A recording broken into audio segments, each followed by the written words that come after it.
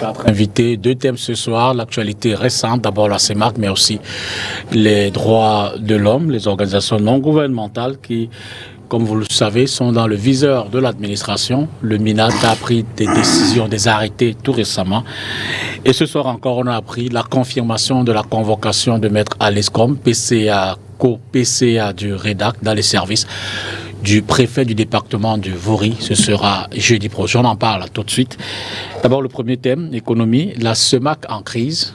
On va faire le débrief, évidemment, du sommet extraordinaire des chefs d'État et des représentants de ces chefs d'État, les représentants de ce gouvernement qui étaient là à Yaoundé hier. Et puis derrière, droits de l'homme, les organisations non gouvernementales dans le viseur. Je dis bonsoir à Jean-Claude Fils-Yout du RDPC. Bonsoir M. Dipita, bonsoir à l'ensemble des copanélistes et bonsoir aux millions de téléspectateurs de Cartes sur table, le Rassemblement démocratique du peuple camerounais. Je vous remercie de nous avoir conviés une fois de plus sur ce plateau. Emmanuel Kounié, bonsoir du MRC. Bonsoir M. Dipita et merci de donner la parole au Mouvement pour la Renaissance du Cameroun ce soir. Je dis bonsoir à mes amis politiques, je dis surtout à un de nos amis politiques qui, pour la simple raison qu'il a installé une unité du parti à Douala deuxième, s'est vu convoqué dans un commissariat, passer toute la journée. Je ne sais même pas si... C'est quand ça? Aujourd'hui, il s'est vu convoquer M. Apipele parce que dans le week-end, il a installé 2 unités du MRC à Douala deuxième. Il a été convoqué au commissariat du 2e arrondissement et il y a passé toute la journée.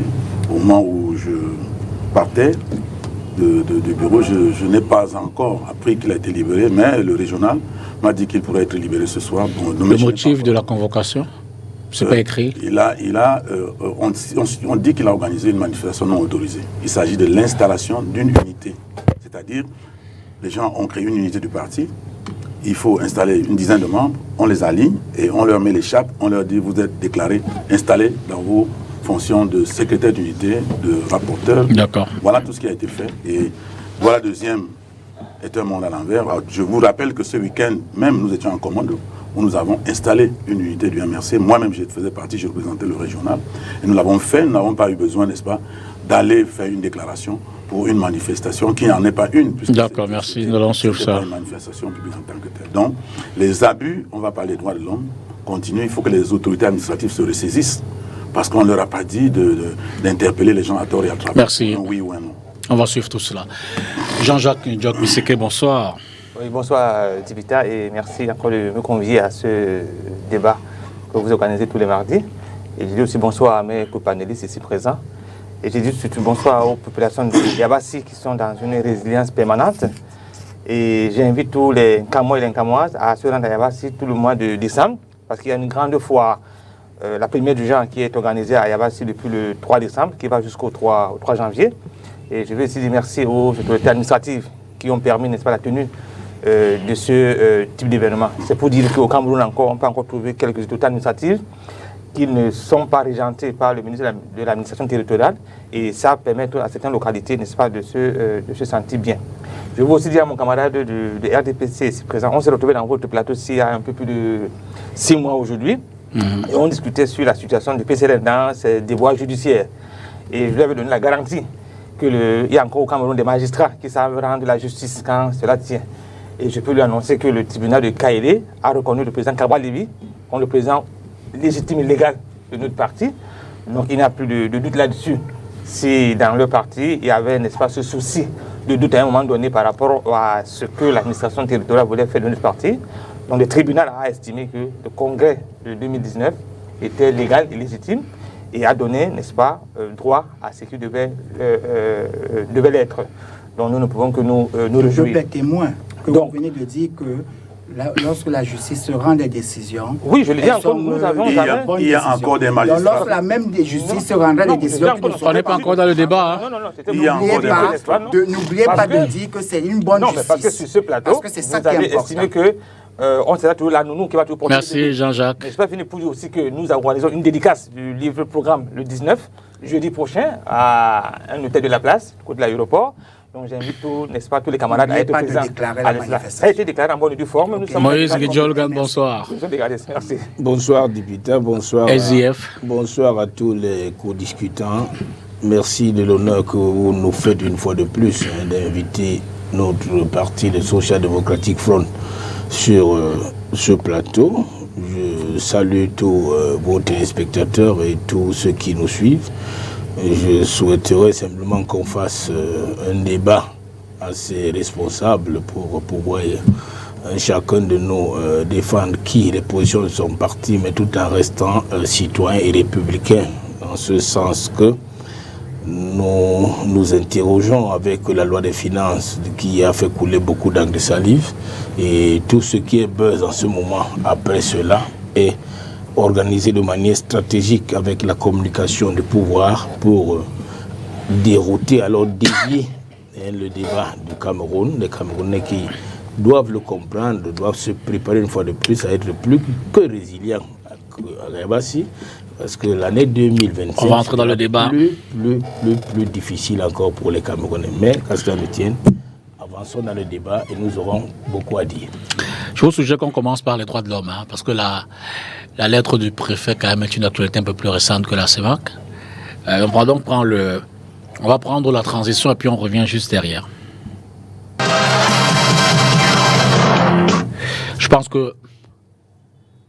que pour l'essentiel, vous avez reçu ce courrier du préfet du département du Vouri qui confirme donc la convocation administrative adressée à Maître Alice Com en exécution des dispositions de l'arrêté du 6 décembre constatant la nullité d'une organisation et portant interdiction de ses activités. D'abord, une première réaction. Jean-Claude, que vous inspire cette confirmation de convocation de monsieur le préfet à madame la PCA? Et première chose d'abord, nous avons lu, nous n'avons pas reçu parce que... Oui, bien sûr. Ne nous est pas adressé. Et je pense que Maître Alice Com, qui est destinatrice de ce courrier, l'a bien reçu. Vous en êtes certain, hein? Sinon, elle serait aussi, comme elle sait aussi dire qu'elle a reçu ou qu'elle n'a pas reçu, elle l'aurait dit. Bah, moi je mets les gars, c'est pas si elle a reçu. Je pense aussi que l'autorité administrative a pris toutes les dispositions. Cette fois, c'est pas passé par la chefferie. Les canaux de distribution. Ou c'est passé par la chefferie, vous avez... Ça a pris quel canal? Peu importe. L'essentiel est que il y a cette nouvelle convocation et elle était attendue. D'accord. Parce qu'en réalité, les faits qui lui sont reprochés et opposés sont très graves. Ici, nous sommes en train de mettre sur la table une banalisation de l'autorité de l'État. N'oublions pas que nous avons décidé d'appartenir à une nation, à un État. Donc, nous avons confié une partie de nos libertés à cet État pour que nous puissions vivre ensemble de manière harmonieuse. Lorsqu'on le préfet lui-même évoque dans sa convocation, qu'il a appelée convocation ultime, qu'il y a eu des scellés qu'elle a eu à briser. Double brisé. Hein. Double brisé. C'est extrêmement grave. Ça voudrait dire que du jour au lendemain, si l'autorité administrative ne prenait pas de dispositions et ne réagit pas, tout le monde pourra décider de faire comme il veut et de manière anarchique. Il est important que nous respections l'autorité de l'État.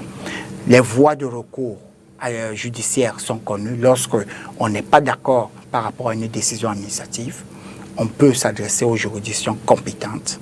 Et effectivement, vous avez remarqué que M. Ngoss nous disait tout à l'heure que la justice est bel et bien là. Ce n'est pas une justice aux autres.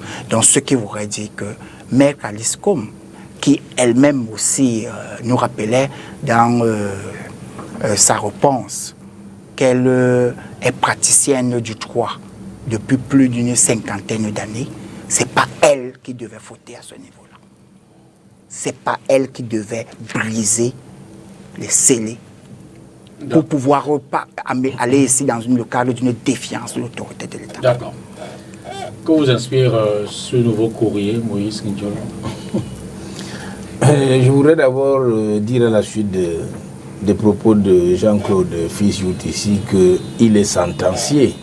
Et je vais lui conseiller très souvent, comme je l'ai souvent dit à tous les communicants du RDPC, de ne pas se substituer à l'autorité administrative. Il est sentencié quand il déclare que Alice Nkom est fautive et qu'elle ne saurait se permettre ce genre de choses. Oui, la justice fera son travail à un moment venu. Ce que je voudrais dire ici, c'est que pour moi d'abord cette actualité est un buzz. C'est un gros buzz, en ce sens que ce qui nous occupe, ce qui préoccupe les Camerounais, c'est de quoi dans quelle sauce allons-nous être mangés en 2025. La loi des finances nous fait pleurer. Et pour donc nous éloigner de ce débat, on nous crée une histoire de ONG qui menace la déstabilisation du pays. Bon, alors, le SDF, dans le cadre de sa création, a pour pilier fort et piliers fondamentaux, nous avons la protection, la défense et la promotion des droits humains et des libertés individuelles. Ce qui voudrait dire que nous sommes attachés au respect des lois, que ce soit par l'autorité administrative qui devrait s'illustrer par l'exemplarité, que ce soit du côté des usagers, donc les citoyens qui seraient bénéficiaires. Et je dois dire ici que l'État est au service du citoyen. Et ce n'est pas le citoyen qui est au service de l'État. Et que les ministres sont au service de celui qui les nomme, qui lui est élu par le peuple et qui doit des comptes au peuple. Le chairman John Fundi, paix à son âme, on l'a vu un jour à Matazem, pour ceux qui connaissent la route qui mène à Bamenda, il y avait un poste de péage. Oui. Et alors, la route était devenue impraticable. Mais pendant ce temps, l'administration continuait à exigeait la perception des droits de péage. Alors, John Fundi est descendu et a démonté ce péage. Était-ce un acte en défiance de l'autorité ou alors était-ce un acte pour préserver la vie et le bien-être des populations? À un moment, il ne faudrait pas que nous nous illustrions toujours par la peur. Je n'encourage pas. Si vous parlez de défiance, il faudrait que cette défiance soit établie. Je ne suis pas spécialiste des procédures. J'ai lu à travers les réseaux sociaux, parce que c'est les réseaux sociaux, ils nous ont dit que la vérité n'est pas dans les réseaux sociaux, mais maintenant tout le monde communique par les réseaux sociaux. J'ai lu à travers les réseaux sociaux le courrier de maître Alice Nkom adressé à monsieur le préfet en réaction à la première convocation.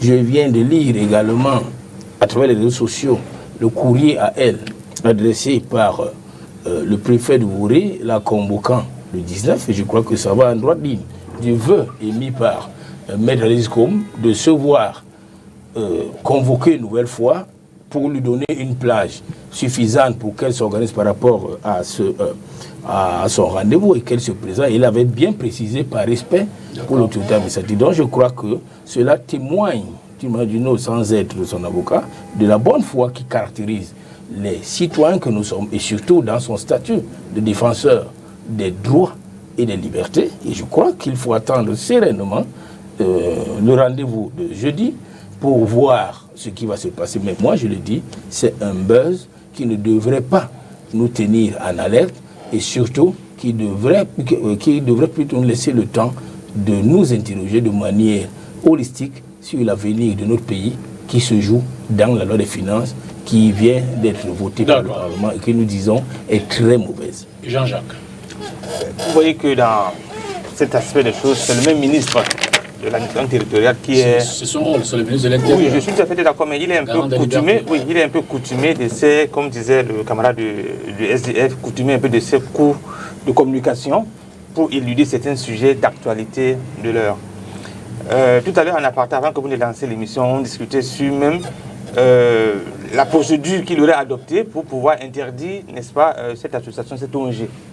On sait, les lois de 90 permettent qu'il ait d'abord un compte rendu de ses collaborateurs locaux qui puissent lui dire la situation de cette ONG afin de motiver, n'est-ce pas, sa décision. Nous avons constaté que dans sa lettre, il a évoqué un certain nombre de faits qui, pour lui, sont de nature à perturber et à vouloir créer du désordre, d'où la nécessité pour lui je pense que nous connaissons tous Maître Alice Combes, qui est l'une des premières avocats du Cameroun en tant que femme et qui est épris de justice et puis de défense des droits humains. Donc je ne pense pas que ce soit de nature à être à la tête ou bien co-présider le conseil d'administration d'une organisation non gouvernementale qui ne respecterait pas les lois de la République qui l'aurait autorisé d'exercer ses droits. Donc nous sommes encore là, n'est-ce pas, dans la situation où le ministre essaye je ne sais pas si c'est pour démontrer ses capacités à être apte. Alors qu'on a vu ce qui s'est passé dans la falaise de Tchang, où il fallait mobiliser la sécurité civile pour aller sauver, n'est-ce pas, ces milliers de Camerounais et de Camerounaises qui étaient ancrés sous la boue.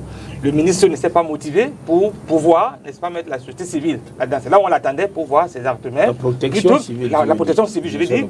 Donc, du coup, il s'est plutôt illustré de l'autre côté, n'est-ce pas, de sa barrière. Donc, il est un peu coutumé. Nous, dans notre parti, nous sommes coutumés à ce coup de gueule.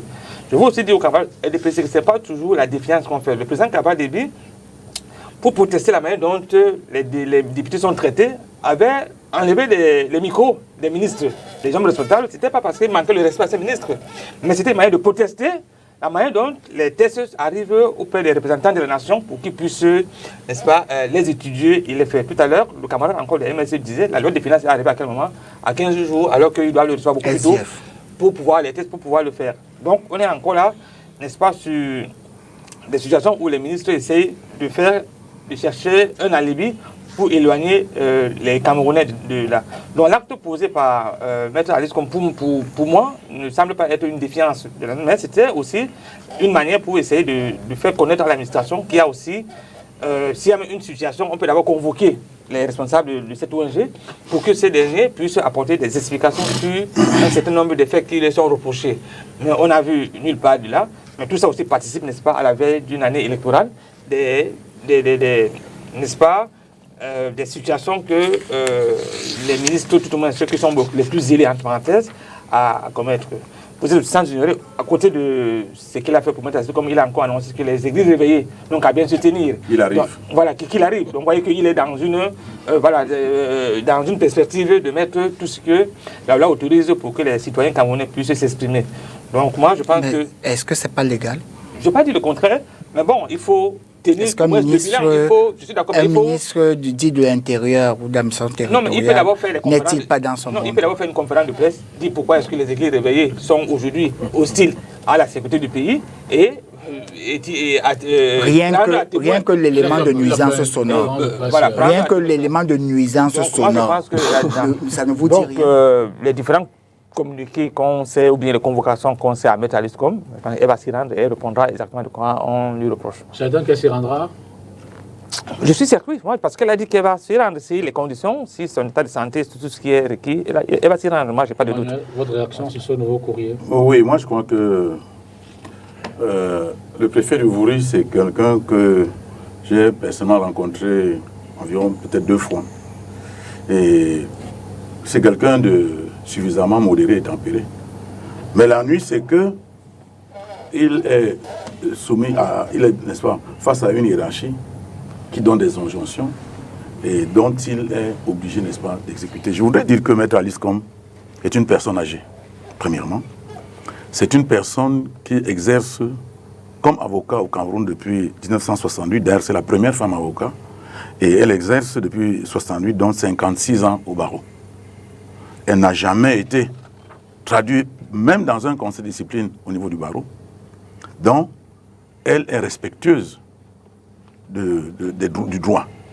Je voudrais également dire qu'elle a déclaré qu'elle brisait les scellés en vertu de l'article 191 du Code pénal, qui dit que si vous brisez les scellés, vous êtes, que si vous brisez les scellés légalement apposés, vous êtes passible d'une certaine peine. Donc, la loi dit des scellés légalement apposés. Bon, maintenant, les scellés étant déjà, parce qu'on peut lui dire qu'elle devait aller se plaindre. Mais quand la loi dit briser les scellés, ça veut dire que je suppose que les scellés sont déjà brisés. C'est quand les scellés sont brisés que la notion de est-ce que c'est légal ou est-ce que ce n'est pas légal se pose. Donc, je crois que ce qu'il y a... Je vous fais observer que le préfet a, je veux dire, un petit jeu de malin. Le préfet ne regarde pas ce côté de violation de la loi, mais il parle plutôt du trouble à l'ordre public, qui sera notre motif qu'il met à côté de cette violation. C'est-à-dire que lui, il plaide davantage pour les risques de trouble à l'ordre public. Que les brises de scellés devraient apporter. Par exemple. Qu'est-ce qu'ils pourraient apporter? Non, je crois qu'il faut. Et même le deuxième courrier parle de la mobilisation qui aurait dû avoir lieu lors de la première convocation. Mais ça, c'est une conséquence je crois que sortie de Maître Alisco. Oui, je crois que vu comme ça, ça a un sens. Et puis, je voudrais vous dire que on a parlé de Nidjon Frundi tout à l'heure. Quand Nidjon Frundi est arrivé à l'entrée de Bamenda, il a vu que la route était bousillée complètement. Il est descendu de sa voiture et elle a enlevé le péage. Il dit qu'on ne paye plus rien ici. Il est rentré chez lui. Le gouverneur du Nord-Ouest, qui est encore là, le gouverneur du Nord-Ouest ne l'a pas convoqué. Il est allé à Tarinkon le voir. Ils ont eu un entretien. Et Nidjon Frundi a réussi à faire comprendre au gouverneur que ce péage n'avait pas sa raison d'être. Et puis, l'affaire s'est arrêtée comme ça. Ce péage a tout simplement disparu parce que le gouverneur s'est rendu compte que l'argument qui était développé était tenable et soutenable. Donc, moi, ce que je voudrais dire ici, c'est que il faut faire très attention quand les gens posent des actes. Trouble à l'ordre public, vous savez que le mot trouble à l'ordre public, c'est-à-dire que c'est un mot dans lequel on peut tout mettre. Et je crois que ce que le préfet de Voulé est en train de faire, c'est d'essayer de parler avec Mme Aliscom pour mettre fin à cette situation. Parce que l'arrêté même du ministre de l'administration territoriale, comme a dit le représentant du PCRN, ne devrait pas, n'est-ce pas, être quelque chose qui tombe du ciel de manière aussi autoritaire. Je crois qu'il y a toute une procédure quand on veut prendre une décision, surtout quand on a une ONG qui a pignon sur rue, des gens qui mènent des activités depuis très longtemps, on les connaît, on les a vus, et puis il se dit que cet arrêté vient à la suite, n'est-ce pas, d'une intervention de cette association au cours d'une réunion où le Cameroun était accusé de violation des droits de l'homme. Donc tout ça, c'est sur fond de règlement de compte et ça ne peut pas prospérer. Moi, je crois qu'il faudrait que ceux qui nous gouvernent comprennent que ce n'est pas sur tout qu'on doit tirer. Et Mme Aliscom est une personne, Maître Aliscom est une personne vulnérable, 80 ans, ce n'est pas donné. Et puis, vous ne pouvez pas, même si elle a posé un... Non, les bris de scellés, les scellés doivent être légalement apposés. Les scellés doivent être légalement apposés. Donc, il revient à ceux qui ont apposé les scellés de prouver que l'arrêté du ministre était légalement pris, parce que ce n'est pas parce que vous êtes autorité administrative que vous êtes au-dessus de la loi. L'État même peut être condamné.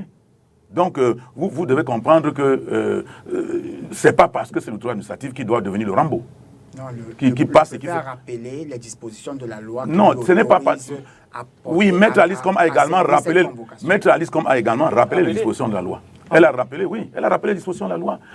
Elle a même brisé les scellés en disant je brise les scellés en vertu de l'article 191 du Code pénal. Elle a dit ça à haute et intelligible voix. C'est une défiance. Voilà, donc c'est pas une défiance, c'est le respect de la loi. L'autorité administrative n'est pas au-dessus de la loi, cher monsieur, ni le ministre.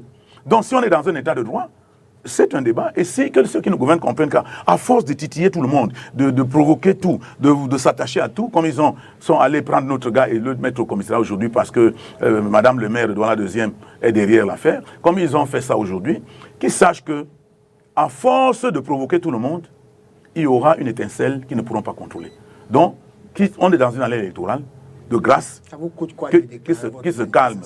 Qu'il se calme. Ce n'était pas une manifestation. Quand on installe un comité de base, quand on installe une unité de 10 personnes, ce n'est pas une manifestation. Il ne faut pas exagérer. Pourquoi on dit que c'était dans le cadre donc, cher monsieur, moi je crois que cette affaire est une mauvaise affaire qui est provoquée par un ministre qui croit qu'il est le vice-dieu et qui veut utiliser comme petite main un préfet, un bon préfet, qui connaît faire son travail, mais qui est pris dans l'étau de quelque chose d'absolument difficile, qui est ce ministre-là.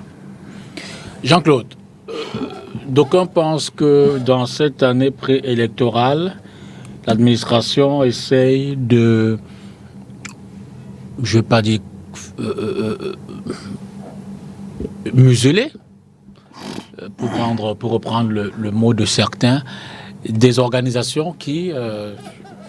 pendant les années antérieures, au cours des élections notamment, ont pu montrer leur crédibilité en termes d'observance de surveillance, de dénonciation, de tout ce qui peut être légèreté dans l'organisation du scrutin, et que cette démarche donc participe du musellement du REDAC.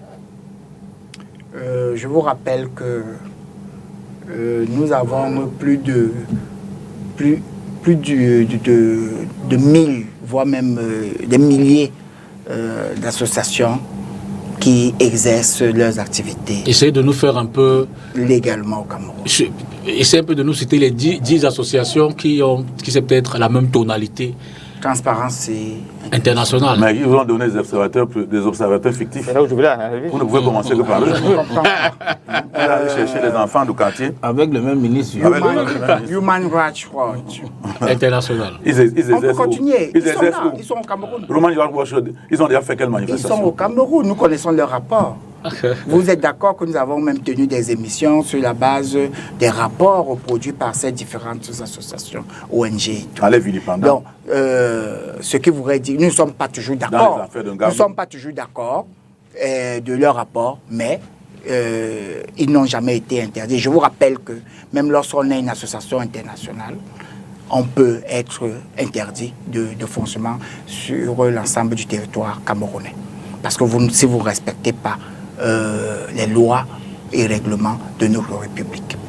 Donc, ici, il est tout à fait normal. Et je pense que les dispositions de l'alinéa 2, de l'article 13, de la loi numéro 90/053 du 19 décembre 1990, nous dit que le ministre chargé de l'administration territoriale peut également, par arrêté, dissoudre toute association qui s'écarte de son objet et dont les activités portent gravement atteinte à l'ordre public et à la sécurité de l'État. Le ministre de l'administration territoriale, mais on a dit, oui, peut, non, mais il peut, parce que ça c'est le pouvoir de la loi. Maintenant, il est allé dans l'action, ça voulait dire qu'il peut le faire, et il l'a fait. Maintenant, si nous commençons à nous questionner, est-ce que l'acte qu'il a posé relève de la loi? Effectivement, oui. Et c'est légal. Maintenant, ceux qui ne sont pas d'accord, si cette association n'est pas d'accord, elle peut très bien attaquer cette décision.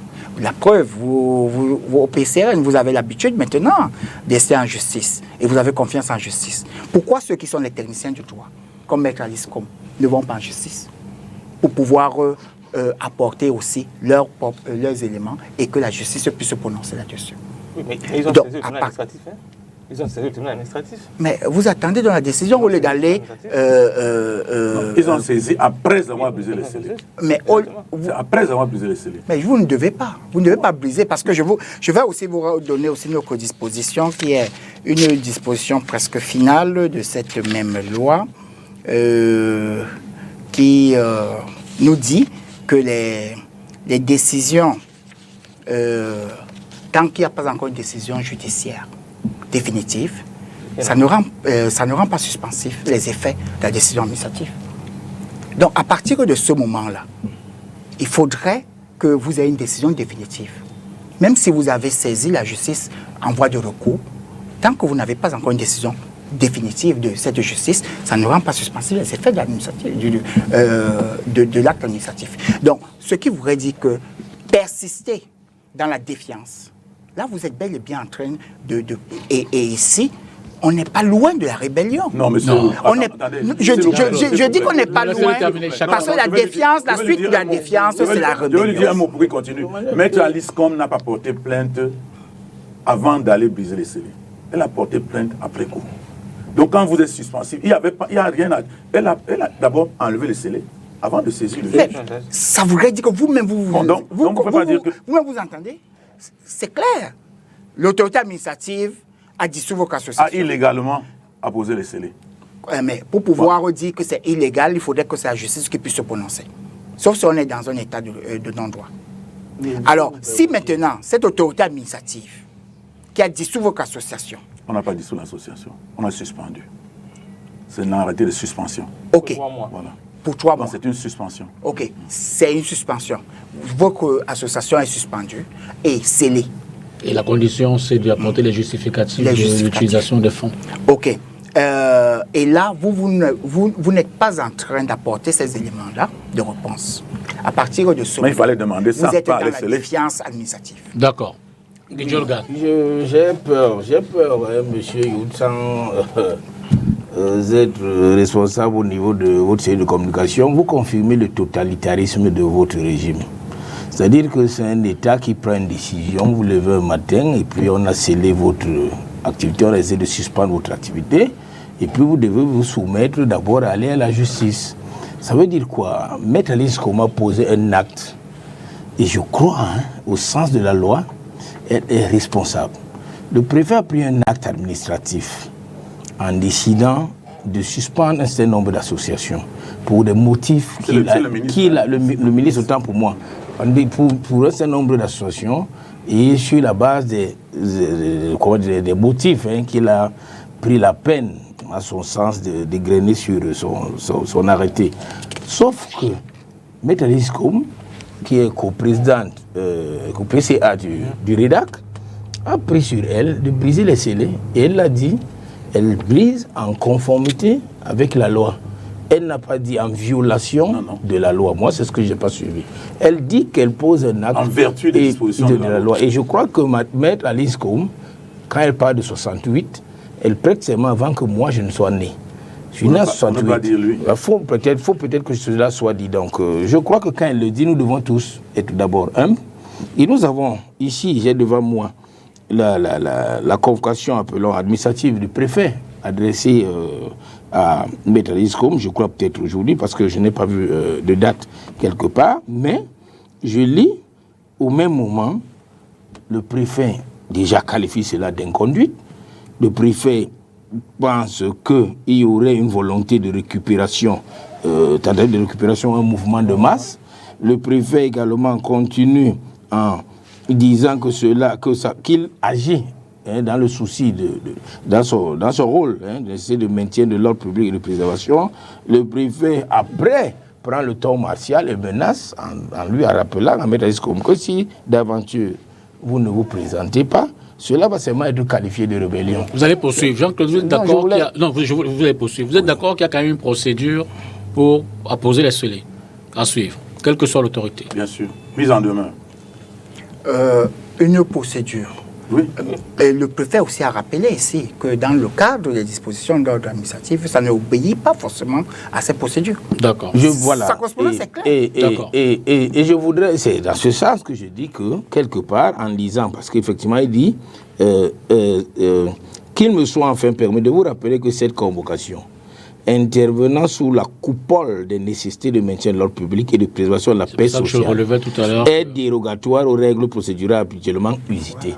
Et Emmanuel l'a dit ici, que cette affaire de maintien de l'ordre de préservation, c'est un fourre-tout.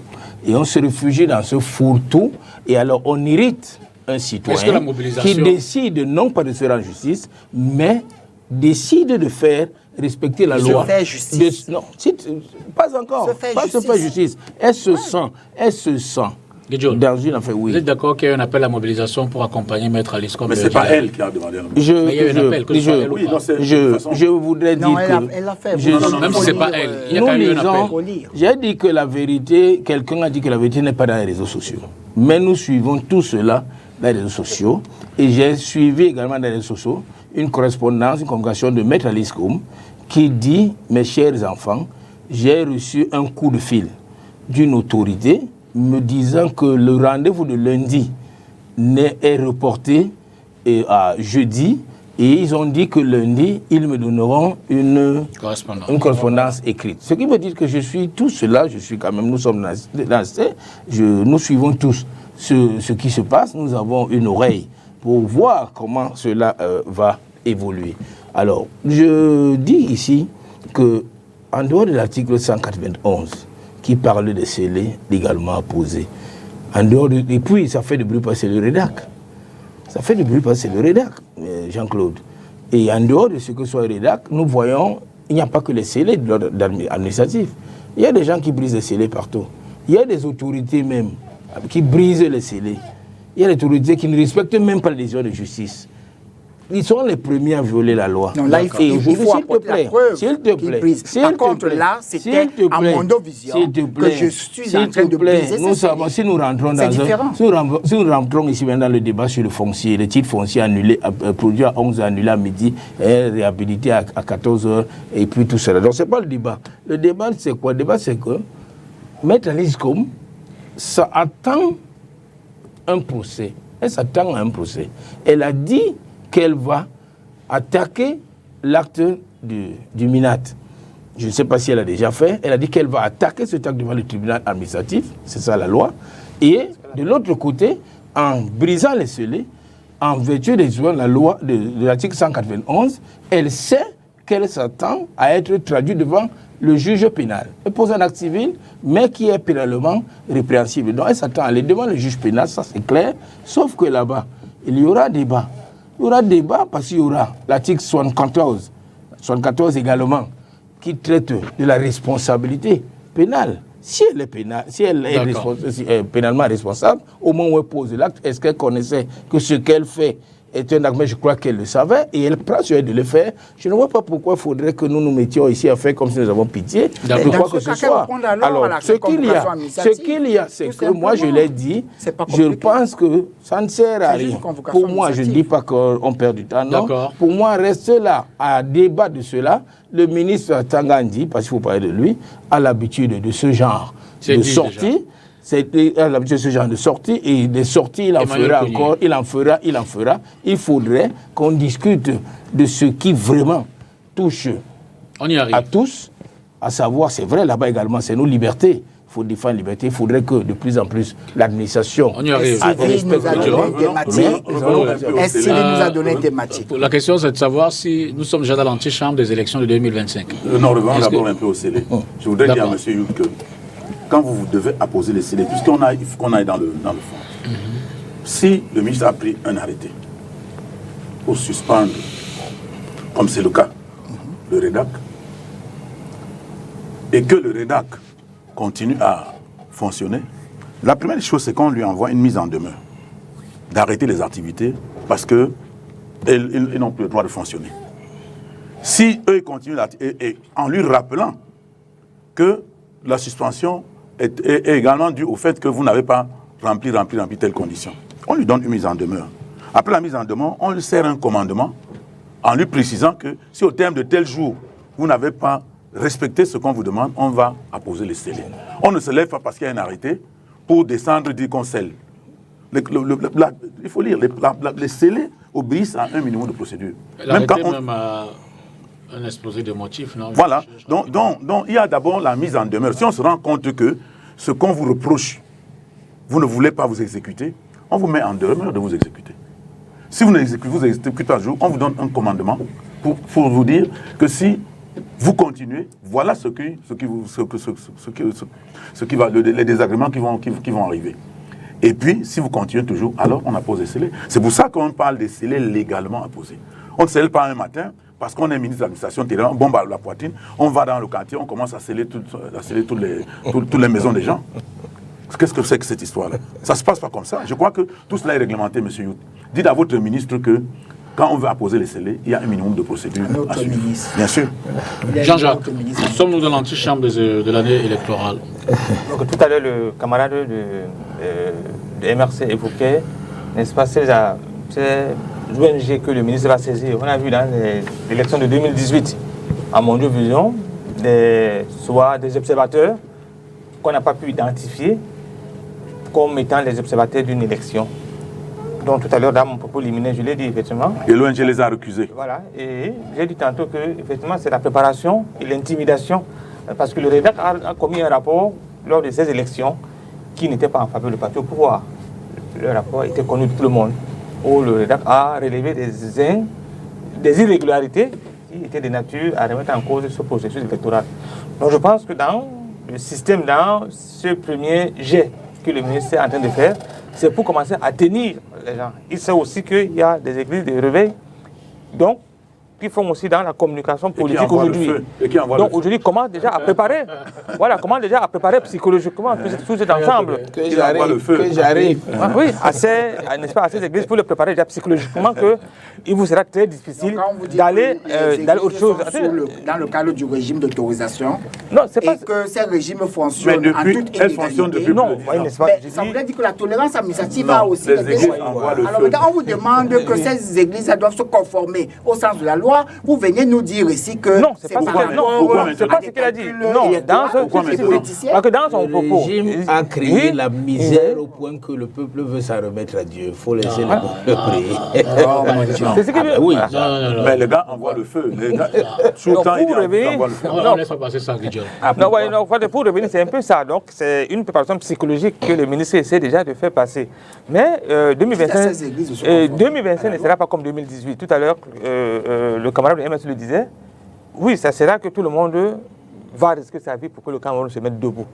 Nous sommes un peu plus résilients, a dit le camarade Guidion. Y compris les militants du RDPC. Oui, je dis d'accord, parce que même entre eux, même en aparté.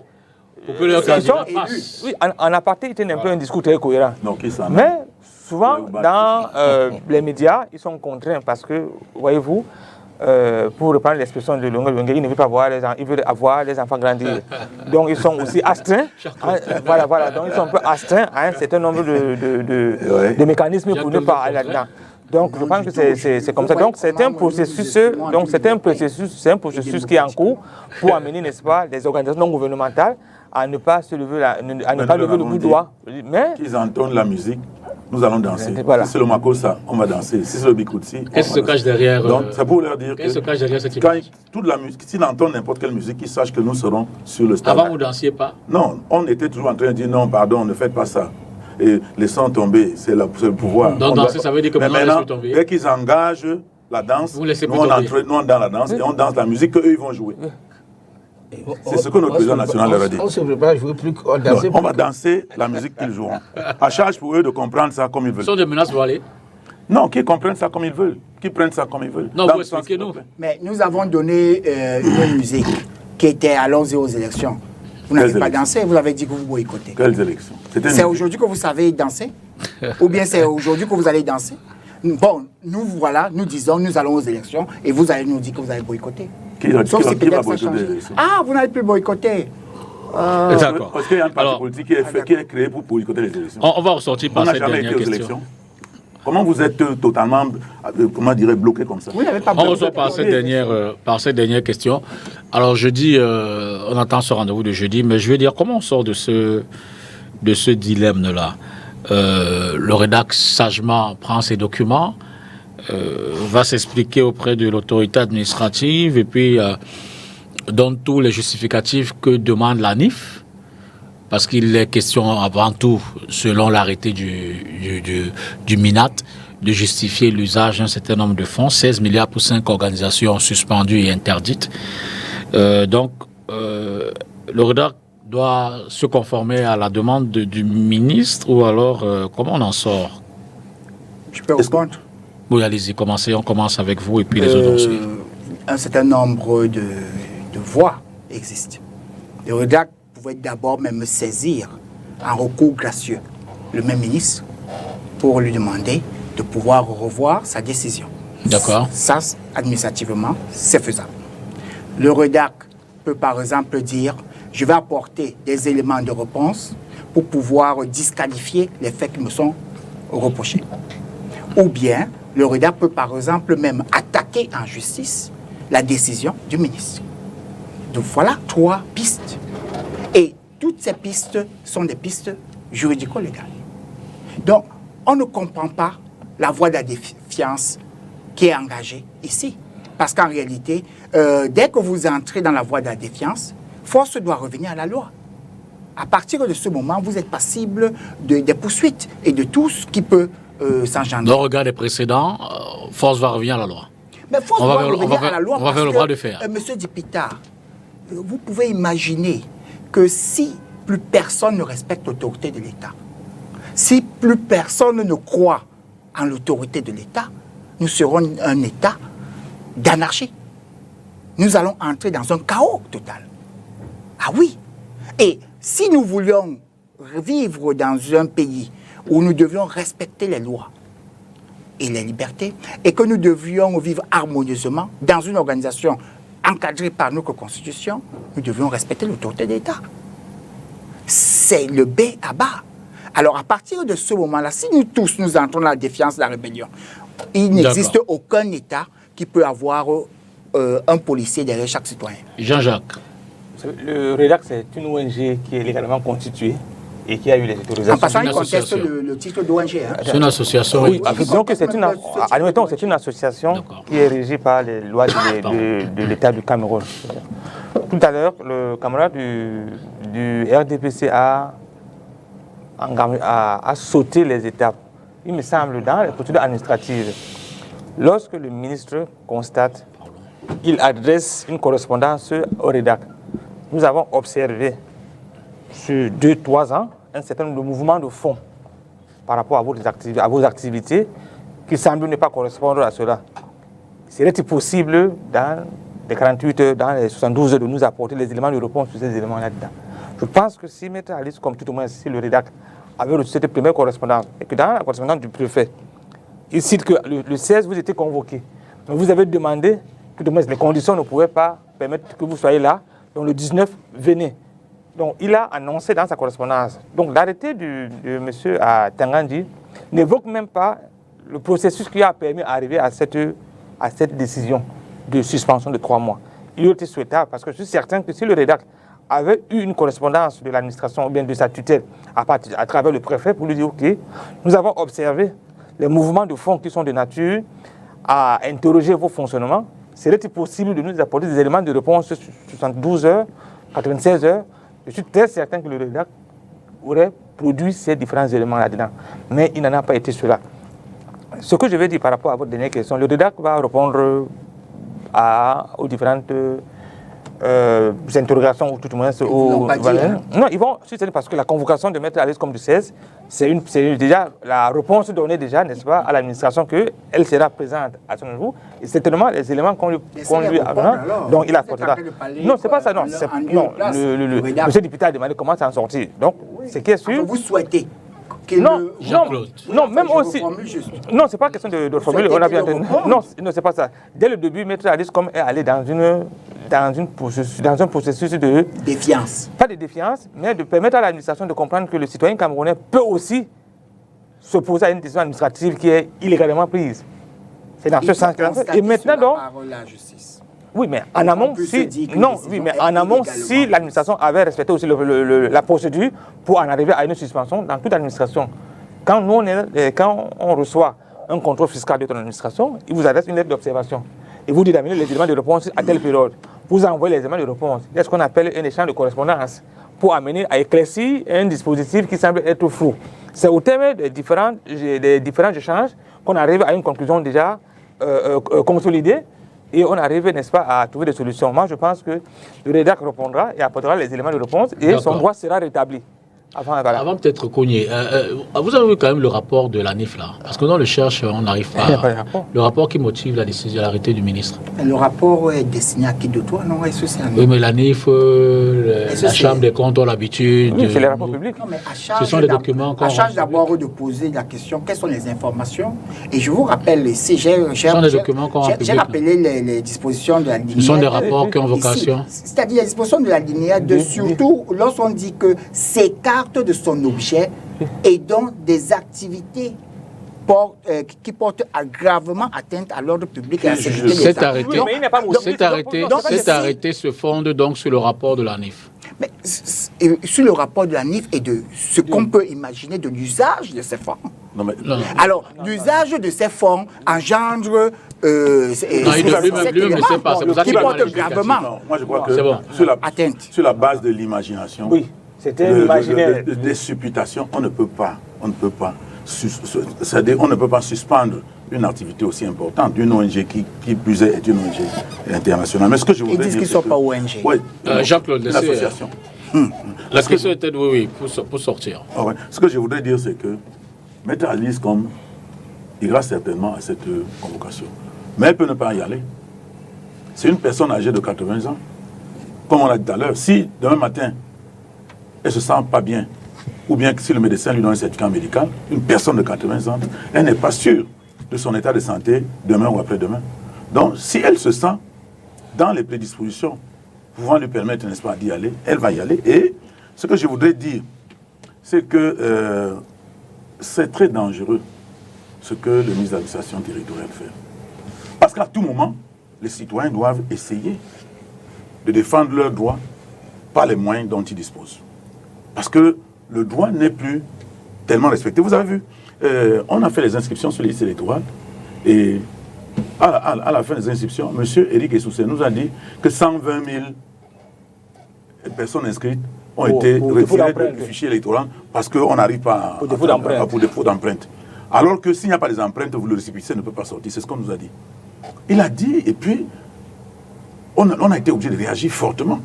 Si on dormait sur le laurier, il serait resté également tranquille. Mais la pression a été si forte qu'il nous a dit qu'il a restitué les 120 000 noms. Ce qui est assez... vérifié. Non, ils ont dit, on attend à la fin de ce mois. Nous allons vérifier. De toute façon, il a fait cette déclaration. Et on suppose que s'il a dit qu'il a enlevé, on croit au moins à sa parole. S'il a dit qu'il a remis, on croit au moins à sa parole. Mais nous verrons, je crois que c'est le 30 décembre, le 31 décembre, qu'ils vont afficher la liste définitive. Nous verrons si les noms sont là ou les noms ne sont pas là.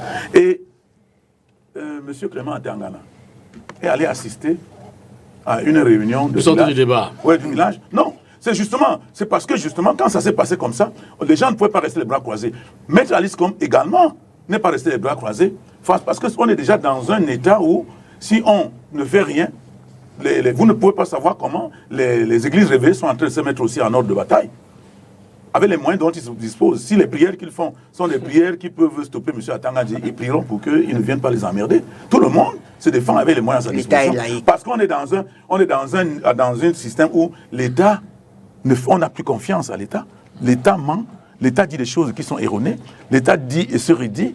Et en ce moment, on ne peut que se débrouiller comme Maître Alice Combes a fait. Et puis, je suppose que la réunion entre le préfet et Maître Alice Combes, si elle y va, sera une réunion bourgeoise au sens civilisé du terme. C'est-à-dire que c'est deux gentlemen, deux personnes civilisées qui vont se rencontrer et que, au terme de cette réunion, il n'y aura pas de vainqueur ni de vaincu. C'est eux qui disent ça souvent. Il n'y aura pas de vainqueur ni de vaincu. Ils vont se séparer. Le préfet comprendra qu'elle a présenté que c'est une raison de bienséance où chacun a pu dire ce qu'il pensait et que M.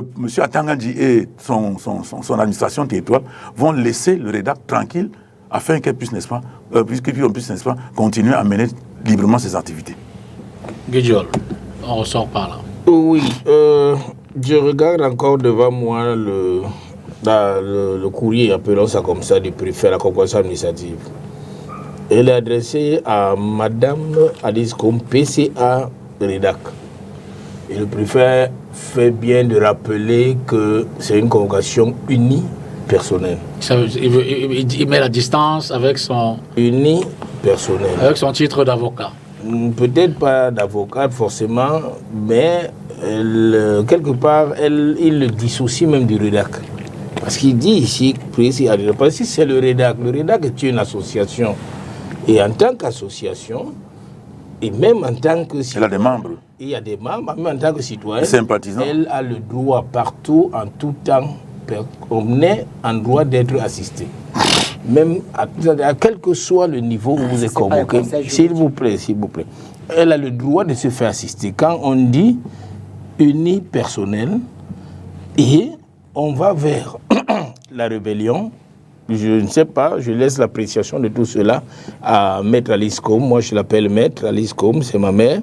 Et je crois simplement que cette deuxième convocation de préférence entre en droite ligne de ses obligations régaliennes, mais aussi du souci qu'a émis Madame Maître Alice Combes de recevoir une deuxième convocation dans des délais acceptables pour qu'elle puisse aménager son agenda.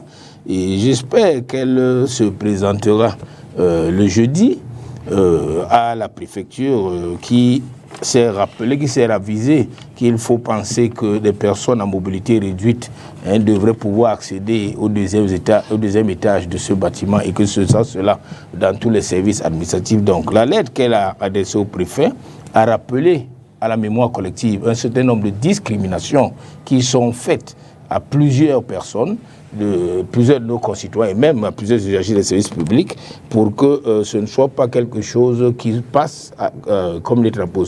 Dans les combats, M. Youth, dans les combats, nous sommes aujourd'hui partis, comme vous le dites bien, partis de l'opposition, nous sommes dans notre rôle. La société civile, nous l'accompagnons. Nous sommes là pour que les droits de tous soient respectés.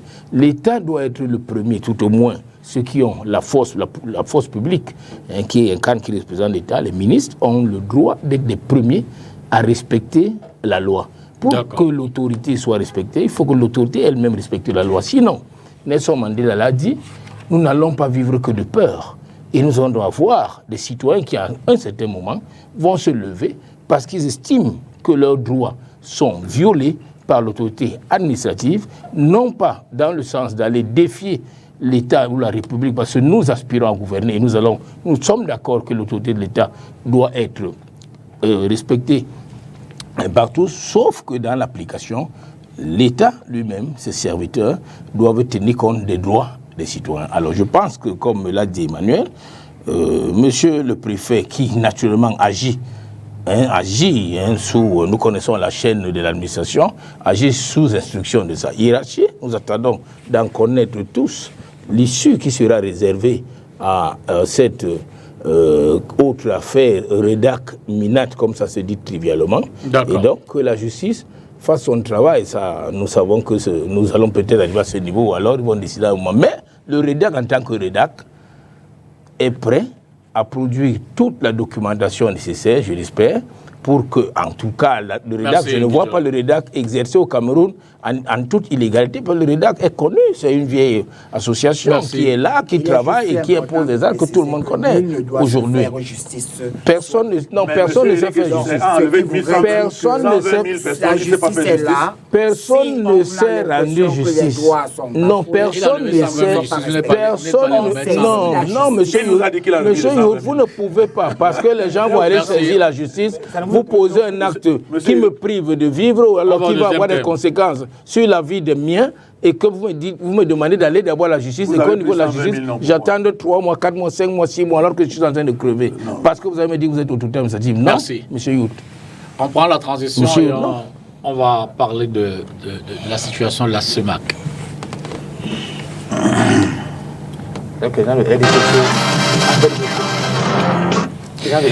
Alors, cher monsieur, le deuxième thème porte sur... en fait, on parle économie, avec le sommet extraordinaire de la communauté économique et monétaire d'Afrique centrale qui s'est tenu à Yaoundé hier. Vous avez quoi, les discours? Non, c'est le communiqué final. Communiqué final. Oui. Vous n'avez pas le discours du chef de l'État, vous l'avez? Non, il prend son bord. Dans tous les cas, nous les avons dans le téléphone. Tous les bords. on va les parcourir. D'abord, question simple. Y a-t-il péril en la demeure? On regarde l'urgence, du contexte, du déroulé, des conclusions. Avez-vous le sentiment qu'on peut dormir sereinement sur nos 2 oreilles? Ou alors la situation est telle que désormais, il faut davantage retrousser les manches si on en a encore? Emmanuel Kounié. Oui, mais il y a péril en la demeure. Ce n'est pas la première fois que nous assistons à des sommets extraordinaires de cette nature. En 2016, nous avons assisté à un sommet pratiquement semblable. D'ailleurs, quand Mme Christine Lagarde est arrivée ici en 2016, elle a crié. Elle a dit qu'elle n'avait jamais vu des gens gérer un pays de cette manière. Elle n'a pas compris comment est-ce que nous avons pu avoir le génie de mettre 15 projets structurants en piste à la fois. Et à un moment donné, on s'est rendu compte que le peu d'argent qu'on avait ne pouvait pas nous permettre de démarrer près de 15 projets structurants au même moment. Et elle a dit, quand on a des projets structurants de ces envergures-là, on commence par un projet ou 2, on achève les projets, on les met en service et on commence avec les autres. On ne peut pas, vous n'allez pas vous en sortir. Et d'ailleurs, avant qu'elle ne vienne nous le dire, nous n'étions plus capables, n'est-ce pas, d'honorer nos engagements à plusieurs niveaux. D'ailleurs, quand les chefs d'État sont arrivés, je crois que c'était au Tchad, je ne sais pas où, en 2016, on leur a dit, au sommet de CEMAC, vous avez ici, non? Avec Christine Lagarde. Non, Christine Lagarde était ici. Mais il y a eu un sommet extraordinaire des chefs d'État où on leur a dit, vous avez le choix entre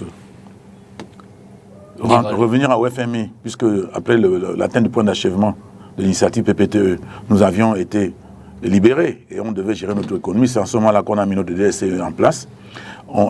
Et en 2016, on s'est rendu compte qu'on s'était planté. Donc, les bailleurs de fonds nous ont dit, soit vous revenez à l'ajustement structurel, soit on dévalue le franc CFA. C'était ce qui avait été dit. Et les chefs de l'État ont estimé qu'ils ne pouvaient pas accepter la dévaluation du franc CFA. Ils ont accepté que le fonds monétaire international revienne reprendre en main, n'est-ce pas, notre économie.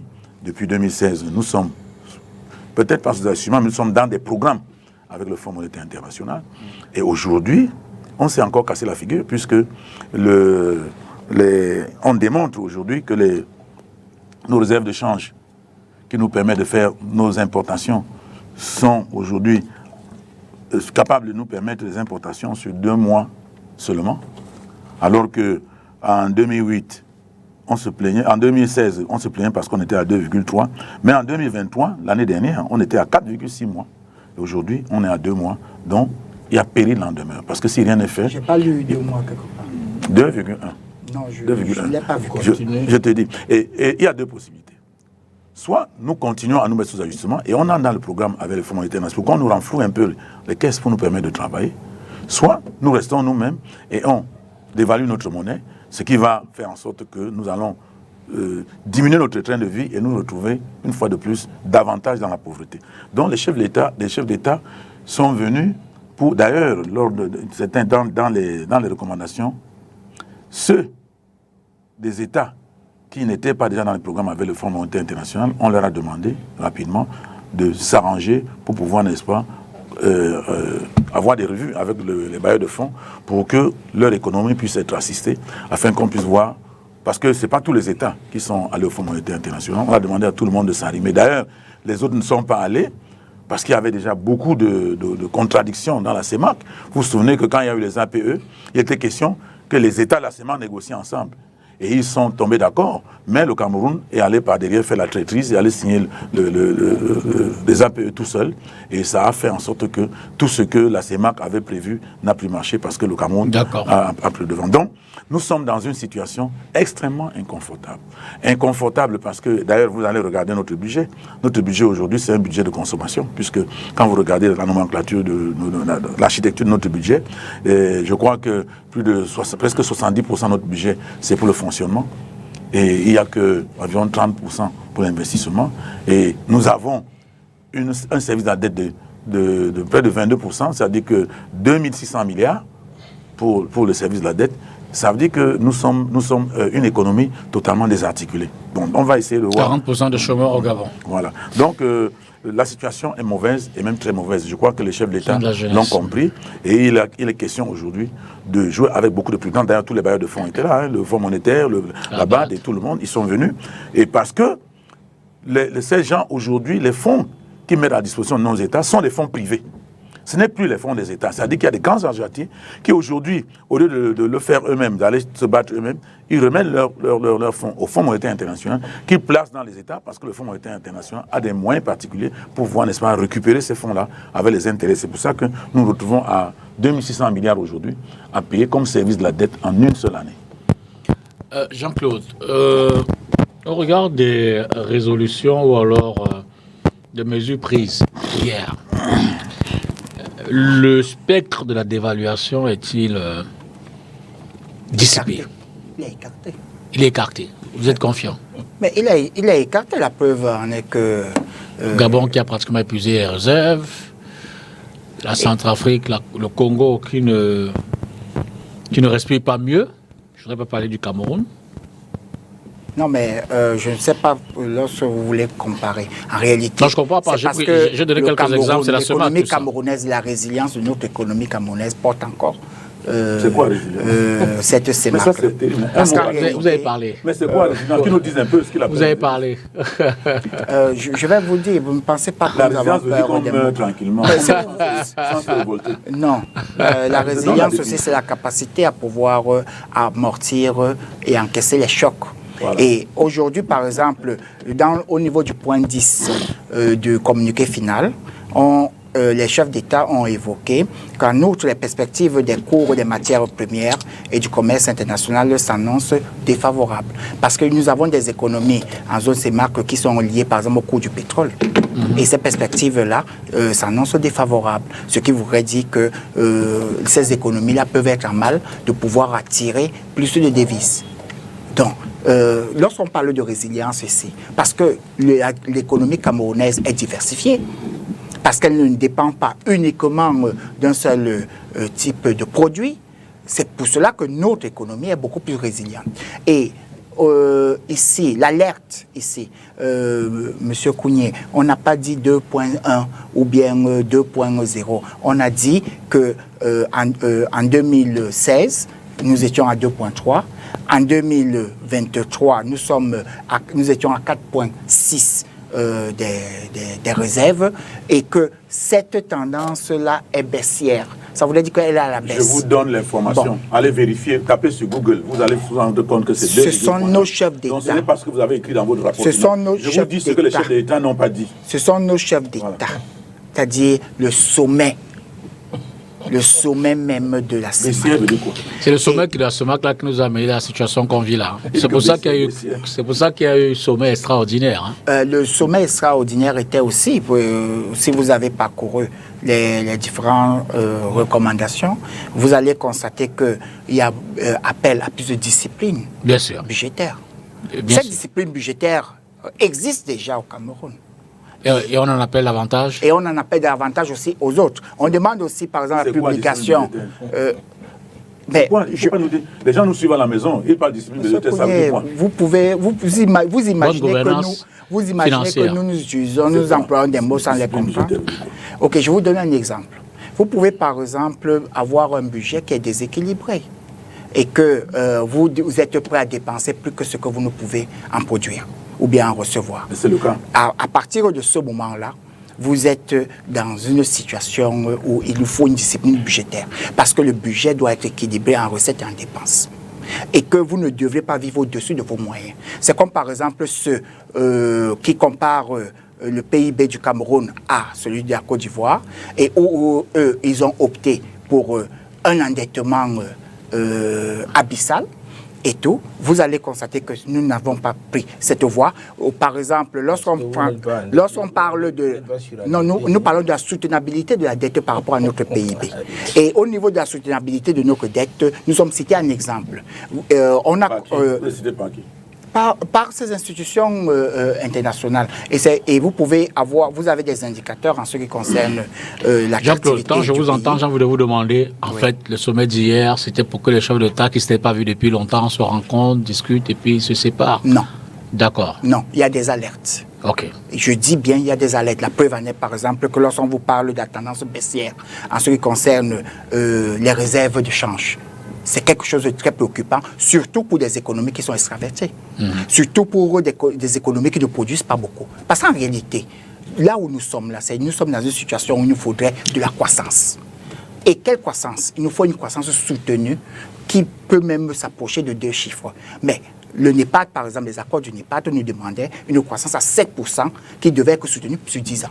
On est à combien nous, au Cameroun, nous plafonnons à 3-4%. Donc, mais d'autres sont même en situation de récession.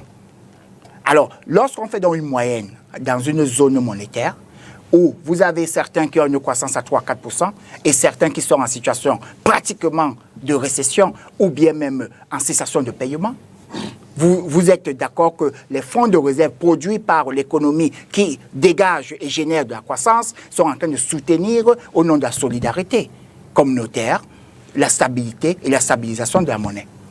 Mais nous disons aussi et nous regrettons le fait que au même moment où on parle des leviers tels que l'ajustement, les leviers tels que la discipline budgétaire, le levier aussi du coût du loyer de l'argent pouvait également être une solution. Mais il est dommage que ici nous ne manipulons pas le taux directeur de la monnaie. D'accord. Oui. Moi je veux parler, comme on dit trivialement, terre à terre pour que ma grand-mère comprenne. À Yaoundé, on a dit sommet extraordinaire des chefs d'État, oui, avec 4 chefs d'État. Et beaucoup d'autres étaient représentés. Sur 6. On a vu des institutions comme le FMI et autres. Nous avons vu Christine Lagarde elle-même ici à l'époque, mais hier on a vu beaucoup de personnes représentées. Le problème c'est quoi? Le constat, le premier constat, c'est que la malgouvernance est endémique dans la CEMAC. Tous les pays de la CEMAC sont des insolvables, dont le Cameroun. Nous sommes des insolvables. Il faut que ce soit clair.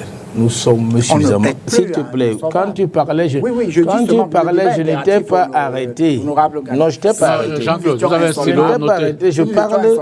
C'est-à-dire que le FMI et la Banque mondiale ne font pas des œuvres de charité. Ils sont là pour être les gendarmes de la finance mondiale. Et le sommet de Yaoundé, c'est qu'il faut sauver l'argent des prêteurs internationaux. C'est tout. C'est tout. Ils ont demandé ce sommet et ils ont négocié avec nos chefs d'État pour que dans la résolution finale n'apparaisse pas le terme d'évaluation. Parce que ça devait sonner très mal aux oreilles des populations de l'Afrique centrale.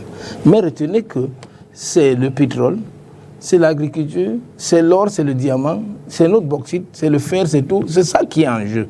Parce que nous sommes tellement endettés et qu'il faut que nous donnions des gages. Ils s'en foutent si l'argent, les dettes contractées par nos chefs d'État, que nos chefs d'État les prennent pour ne pas construire le développement de nos pays, pour aller encore le placer dans les paradis fiscaux, ou louer les avions éternellement, ou rester des mois entiers dans les hôtels de 5 étoiles chez eux. Ils s'en foutent éperdument. Donc ils sont venus à Yaoundé pour mettre la main directement encore. Maintenant, nous sommes plus que jamais tenus par le FMI. Et il n'y a rien d'autre à faire. Je vais même dire, nous on a failli même conclure, parce que là, le SDF a alerté depuis toujours, nous l'avons dit. Monsieur Yout, qu'est-ce qui nous empêche? Qu'est-ce qui empêche au Cameroun de cultiver du riz? Vous avez parlé de la SND 30, qui nous a dit import de substitution. Vous avez dit que nous n'allons plus dépendre de l'extérieur. Qu'est-ce qui nous empêche de ne pas en produire suffisamment pour être en importer encore à coups de milliards? S'il te plaît, non. Est-ce que nous devons faire le tralala? Est-ce que nous devons faire le tralala avec la banane plantain? Si nous faisons le tralala avec la banane plantain, tel que nous sommes en train de voir en ce moment sur la télévision, alors qu'il suffit simplement, il avait suffi pour le Camerounais, d'avoir des routes pour que, s'il vous plaît, pour que tout ce qui pourrit dans l'arrière-pays arrive dans nos villes. Et Emmanuel le disait tout à l'heure, on ne va pas continuer à fonctionner dans un système, monsieur Yout, où nos chefs d'État, nos États, nos gouvernements engagent contrat de dette, reprennent cet argent, corrompent les mêmes blancs. Il faut le dire, ils corrompent les mêmes blancs. Non, ça je le dis, j'assume, c'est démontrable. Tu ne vas pas le laisser passer peut-être parce que pour toi... Parce que il y a le CNC qui te surveille. Mais nous sommes là pour... N'allez pas faire des affirmations sans preuve comme ça. Nous sommes là pour dire... Et nous emballer tous. D'accord, mais nous sommes là pour analyser effectivement et de manière terre à terre, je l'ai dit, pour que le Camerounais lambda comprenne que ce qui se passe à Yaoundé, ce n'est pas pour améliorer nos conditions de vie. Nos États sont menacés d'arriver pour certains ou pour la plupart même en cessation de paiement. Il faut trouver des mécanismes pour rembourser la dette. Et tout à l'heure, Emmanuel, qui est un économiste, nous a donné des chiffres. Nous allons nous allons avoir 2600 milliards pour le service de la dette. Pourquoi autant? Pourquoi devons-nous nous endetter autant? Et à quoi sert l'argent de cette dette? Les réalisations, le peuple ne les voit pas. Le peuple ne les voit pas. Le peuple étouffe. Et des gens vont se retrouver à Yaoundé, comme ils se sont retrouvés hier, pour quelques minutes, et après, le FMI, ils ont signé les papiers qui étaient déjà préparés par le FMI, ils sont repartis. Mais ils vont nous donner tout ce qu'ils nous ont donné là comme résolution et que vous voulez ici défendre pour nous démontrer quoi que ce soit, seulement. Il y a par exemple, un ministre qui a dit, le ministre des Finances Cameroun à la représentation nationale, et au sorti de la représentation nationale, il a dit que le carburant ne va pas augmenter. Il l'a dit, mais nous lui avons prouvé qu'à l'analyse de la loi, ils vont être obligés d'augmenter le carburant. D'accord. Et nous nous sommes donné 2 mois.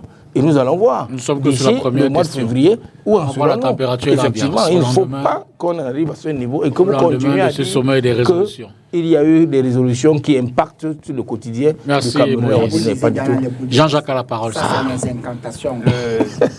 C'est le 15e sommet extraordinaire des membres 15e. du Sénat. Un État vit beaucoup plus à la fois de ses ressources intérieures et extérieures. Pour les pays comme les nôtres, les devises représentent quelque chose de très important pour nous.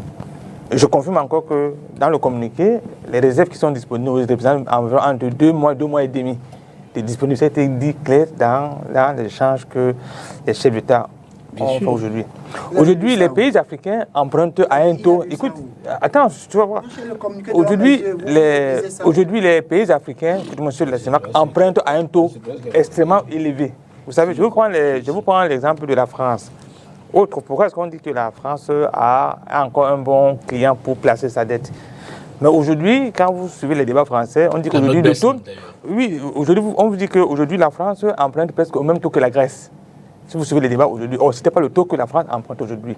Les États africains empruntent à un taux trop élevé. Les conclusions du Club de Paris et du Club de Londres sont très claires. On ne peut plus nous emprunter parce qu'on fait ce qu'on appelle du revolving. Les pays africains aujourd'hui font cela. C'est-à-dire qu'on emprunte pour rembourser une autre dette. On emprunte aujourd'hui pour rembourser une autre dette. C'est exactement ce que les pays africains font aujourd'hui. Or, aujourd'hui, les membres de la CEMAC, c'est environ 55 millions à peu près.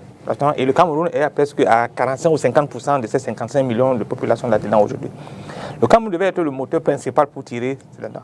Mais tout à l'heure, Emmanuel disait l'ensemble des engagements, les projets structurants qu'on a eu à faire aujourd'hui. Vous savez, en économie, quand on s'endette pour s'investir, il y a quelque chose de grand. Parce que tu peux vendre tes investissements pour rembourser la dette. Vous, aujourd'hui, vous fustigez la Côte d'Ivoire d'avoir un endettement. Mais la Côte d'Ivoire, aujourd'hui, s'est endettée pour faire de l'investissement. Nous, on a fait de l'endettement pour la consommation. Nous, on a fait de la... L'indice de développement humain... Écoutez, non, c'est pas ça. Non, c'est pas... Non, laissons un peu ces indicateurs. Non, le Cameroun... Écoutez, monsieur le député, le Cameroun s'est emprunté pour la consommation. Le Cameroun s'est emprunté depuis que le Cameroun vit en dehors de la période Aïdou. Le Cameroun s'est endetté pour la consommation. Et quand on s'endette pour la consommation, vous ne pouvez rien faire. Parce que vous ne pouvez pas rembourser. Il va falloir, quand on finit de consommer ce qu'on a endetté, on va encore aller s'endetter pour le faire. Aujourd'hui, la consommation ainsi que l'investissement. Non, pas du tout. Parce que l'existence de la demande appelle non, la consommation. Non, en fait, la consommation. Non, la consommation camerounaise. Non. Dans une économie comme celle. Dans une économie, quand vous une économie incitative. Non, c'est pas ça. Non, c'est pas ça. Quand vous empruntez pour acheter les sacs de riz, c'est investi sur pour acheter les ventilateurs. Attends, je dis, n'est-ce pas? Ils sont produits à l'étranger. Attends, quand je dis, n'est-ce pas, on est dans cette... Quand le Cameroun a emprunté son argent pour consommer. Et la consommation que nous faisons aujourd'hui n'est pas une consommation qui permet à l'État de lever les recettes fiscales suffisamment importantes pour permettre de rembourser avec la prise.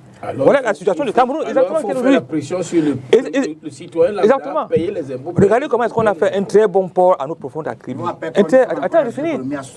Non, attends, on a fait un très bon... Écoutez, on a fait un très bon port à nos profondes là-dedans. L'objectif était qu'on fasse la voie ferrée, qu'on aménage les voies d'évacuation des produits. Tout ce qui est fait à Akribie met 3 à 4 jours pour arriver. On dit le temps de route dans une économie comme la nôtre qui est extracte, pénalisé assez. Aujourd'hui, on ne voit pas ce que nous avons mis à Akribie apporte. Du coup, donc, on va faire quoi? On va élargir l'assiette fiscale qui concerne qui? Les petites populations. Alors qu'il y a des choses structurelles à faire. Donc aujourd'hui, on est venu dire, comme disait Moïse, pour dire que, ok, vous 6 pays-là, ils ont été classés en 2 catégories. Les 3 premiers qui sont de nature à ne plus apporter une garantie suffisante. Et les 3 autres parmi lesquels il y a le Cameroun, on dit, ok, vous pouvez quelque chose, mais tout ce que vous avez engagé aujourd'hui comme dette à l'extérieur, vous ne pouvez pas vous permettre à nouveau. Donc tout ce qu'on vous demande, tout ce qu'on peut prendre sur vous, c'est que nous puissions être amenés à rembourser aux personnes parce que le Cameroun ne peut pas se tenir devant le fonds d'investissement pour prendre un prêt. Il passe par le Club de Paris ou par le Club de Londres. C'est eux qui vont négocier les dettes des pays africains pour pouvoir amener. Donc ils prennent des taux qui sont les leurs et prennent leurs commissions et puis on avance là-dedans. D'où aujourd'hui le service de la dette qui est assez extrêmement élevé pour que nous ne puissions pas nous en sortir. Moi je pense qu'aujourd'hui, nous devons revoir la politique, il y a aussi un enjeu politique aussi là-dedans. Regardez à peu près tous les chefs d'État qui sont là-dedans aujourd'hui. Qui tout à l'heure, il y a aussi un aspect politique. Oui, voilà, non, parce que c'est aussi, vous voyez que c'est aussi les personnes qui sont sur la même doctrine économique. Et je pense que 2025 sera la nouvelle manière pour pouvoir permettre à quitter de la stagnation politique qu'on voit en Afrique centrale, pour passer le relais à ceux qui ont une vision qui... Moi, je vais à Yabassi. Je ne pensais pas qu'aujourd'hui, en 2021, on pouvait encore construire les ponts comme si c'était en 1900, on mettait juste un plateau. Aujourd'hui, les ponts doivent être des œuvres d'art. Quand tu viens, tu t'arrêtes à un pont, tu prends une photo, tu peux la vendre et les gens peuvent venir voir. Regardez le pont d'Ouvouri. Je ne pensais pas que le ministre Nganou Doumbé et les ingénieurs pouvaient mettre un pont d'Ouvouri sur juste un simple plateau comme ça, là, sans créer une attraction autour de cet ouvrage d'art. Ça ne se construit plus aujourd'hui. Vous faites 50 km de borne, on ne peut même pas créer des postes, des voies de repos. Monsieur Jean-Jacques, vous confondez la technologie choisie. Non, c'est pas la construction. Non, c'est pas ça. Avec l'aspect touristique. Non, c'est pas chercher les ponts à cordes. Non, c'est pas ça. Non, c'est pas ce que je dis, n'est-ce pas? Non, c'est que non, on sait aussi que quand on présente ce type de dossier, on va chercher. Je pense qu'il veut relever, c'est l'attraction qui peut générer d'autres fonds. C'est un peu, c'est ce qui manque à leur gouvernement aujourd'hui. C'est ce qui manque un peu à leur gouvernement. Termine et puis Emmanuel. C'est ce qui manque un peu à leur gouvernement, que l'ensemble des actions que nous prenons autour de l'ensemble des actions que les pays aujourd'hui de la CEMAC engagent pour pouvoir amortir les dettes ne satisfait pas aux créanciers qui sont le Club de Paris, le Club de Londres. Du coup, on les met une pression exemplaire suffisamment pour élargir la certificat et pour venir, n'est-ce pas, mettre la corde sur le cou des Camerounais. D'accord. Emmanuel. Oui, j'ai écouté beaucoup de choses. D'abord, je voudrais dire à M. Youd que la tendance baissière dont il parle, qu'il aille vérifier, je voudrais vous signaler que la région du Nord-Ouest Sud-Ouest était environ à 13% du PIB, mais à près de 50%, à 45 à 50% d'apport en devises. Parce que l'économie de cette région concernait des matières qui étaient facilement exportables et qui nous permettaient d'avoir des devises. Depuis la crise anglophone, cette possibilité a diminué de manière considérable. D'ailleurs, cette zone est citée parmi les régions économiquement sinistrées. Voilà un premier problème. Deuxièmement, le taux de croissance dont on parlait tout à l'heure, de 3 à 4%, est un taux de croissance qui peut être considéré comme zéro. Parce que le taux de croissance, quand vous avez un taux de croissance, il y a deux choses que vous devez mettre sur le taux de croissance. Le taux de croissance démographique et puis le taux d'inflation. Parce que si vous avez une croissance de moins de 5%, l'inflation et la croissance démographique absorbent cette croissance. Du coup, il n'y a rien à redistribuer. Je ne sais pas si je me fais comprendre. Donc le contrepoids de la croissance, c'est la croissance démographique, puisqu'il y a toujours une croissance démographique, et puis l'inflation. Et nous sommes dans une situation où, si vous combinez tout cela, vous allez voir que nous sommes dans un taux de croissance en réalité négatif depuis plusieurs années. Et c'est pour ça que la pauvreté monte en puissance. J'ai suivi dans le rapport final, le chef de l'État dit qu'il faut accélérer le rythme de la réforme, des réformes structurelles. Vous ne pouvez pas faire des réformes structurelles non programmées. Non, c'est-à-dire que la programmation échoue toujours. On a parlé du port en eau profonde de Kribi tout à l'heure. Vous ne pouvez pas construire un port en eau profonde qui reçoit des très gros bateaux et le port n'est pas ni traversé ni par un chemin de fer, ni par une route qui permet de sortir. Du coup, qu'est-ce qui se passe? Le port de Kribi devient un port de transbordement. Les petits bateaux doivent quitter de Douala pour aller reprendre les conteneurs à Kribi pour venir à Douala. Du coup, Douala est engorgé. On est obligé de casser les maisons partout. Le port s'étend. Et puis, quand on a un peu d'argent, on dit que non, les responsables du port sont en train de beaucoup travailler, mais c'est les recettes de Kribi et les recettes de Douala. Ça ne peut qu'augmenter. Et pourquoi? Parce que le port de Kribi n'a pas... c'est-à-dire que ceux qui ont conçu le port de Kribi n'ont pas fait une bonne programmation pour que l'ouvrage puisse, n'est-ce pas, être utilisé comme il devrait l'être. Et ça, c'est un autre problème. Et chez nous, à MRC, nous disons que dès que nous on prend le pouvoir au Cameroun, la première des choses à faire, c'est la réduction du train de vie de l'État. Parce qu'en réduisant le train de vie de l'État, vous ne pouvez pas avoir un budget de 7 000 milliards avec pratiquement presque 5 000 milliards de fonctionnement. D'ailleurs, dans les 7 000 milliards, vous avez 2 600 milliards de dettes. Ça veut dire que votre budget, même, vous consommez plus que... Vous consommez la dette, c'est-à-dire que c'est la dette qui vous permet de vivre. Le service de la dette étant à ce niveau, ce n'est pas normal. Donc, le budget est financé par la dette à un niveau qui est exagéré. Et nous disons que nous avons 7 000 milliards, mais en réalité, ce n'est pas nos ressources propres ne dépassent à peine 5 000 milliards. Et c'est un problème de mécanisme, c'est-à-dire que de conception même du budget. Parce que nous voulons... Je voudrais vous dire que aujourd'hui, tous les projets structurants que nous avons créés ici, on les appelle des éléphants blancs. Parce que vous ne pouvez pas aller faire des emprunts pour financer des projets qui ne produisent pas. Si on vous demande que le stade Olembe ou bien le stade de Japoma, comment est-ce qu'on le rentabilise? Personne ne doit nous répondre. Vous pouvez aller prendre 200, 300 milliards aux gens, engloutir dans un ouvrage et regarder l'ouvrage comme si c'était une statue et que c'est toujours... Normalement, quand on engage des emprunts de cette nature, il faudrait que l'activité dans laquelle on met l'emprunt soit capable, n'est-ce pas, de produire... Parce que si ça ne peut pas le faire, c'est que c'est un emprunt de prestige et nous ne sommes pas à ce niveau-là. Et ça c'est autant de problèmes qui nous ont mis dans des situations. On a parlé de la Côte d'Ivoire tout à l'heure. Moi, j'étais à Abidjan, samedi, je suis passé, dimanche, lundi et mardi. J'ai rencontré un journaliste du ministère de l'Équipement en Côte d'Ivoire. Parce que je me suis rendu compte qu'il y a plus de 10 échangeurs dans la ville d'Abidjan. Il y a presque plus de ronds-points. Et que toutes les routes sont des autoroutes, même en ville. Il y a des péages en pleine ville. Et tout le monde paye, même les motocyclistes payent leur péage sans discuter parce que la circulation est fluide. Mais sauf que, comme a dit M. Yout, même là-bas, il y a un gros problème. C'est que pour autant, ils ont eu des financements pour pouvoir construire ces projets, mais ils n'ont pas réussi à comprendre, et ça je leur ai dit, j'ai dit à ce journaliste, je lui ai dit, ils n'ont pas compris que si vous demandez, n'est-ce pas, aux multinationales de venir construire des ouvrages chez vous, et vous ne mettez pas en œuvre ce que nous avons dit depuis le contenu local, vous n'intégrez pas comme on dit le contenu local, les gens vont venir trouver 300 milliards sur place, ils vont construire l'ouvrage, ils vont repartir avec les 300 milliards. Alors que la loi d'orientation du contenu local consiste à dire à l'entrepreneur qui doit gagner le marché que si vous avez 100 milliards de marché ici, vous devez nous dire dans votre appel d'offres comment vous faites pour qu'au moins 30% reste sur place.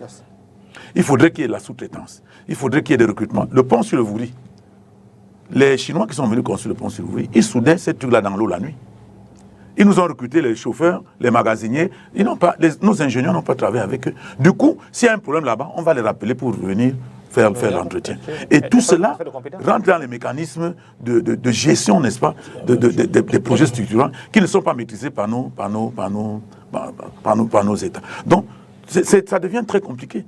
Et si ceux qui nous gouvernent là, les gens de la génération 60, continuent à nous gouverner. C'est une question de génération. Oui, c'est une question générationnelle. Il faut que ceux qui sont plus jeunes que moi, plus jeunes puissent, n'est-ce pas, accéder à ces affaires, parce qu'ils se comprennent plus vite. Quand vous avez votre téléphone portable qui a un problème à la maison, vous donnez à votre enfant, et très rapidement, il comprend, parce que c'est, comme a dit le président un jour, c'est la génération Android qui comprennent mieux. Donc, on ne peut pas regarder le développement de 2024 avec les yeux de 1960.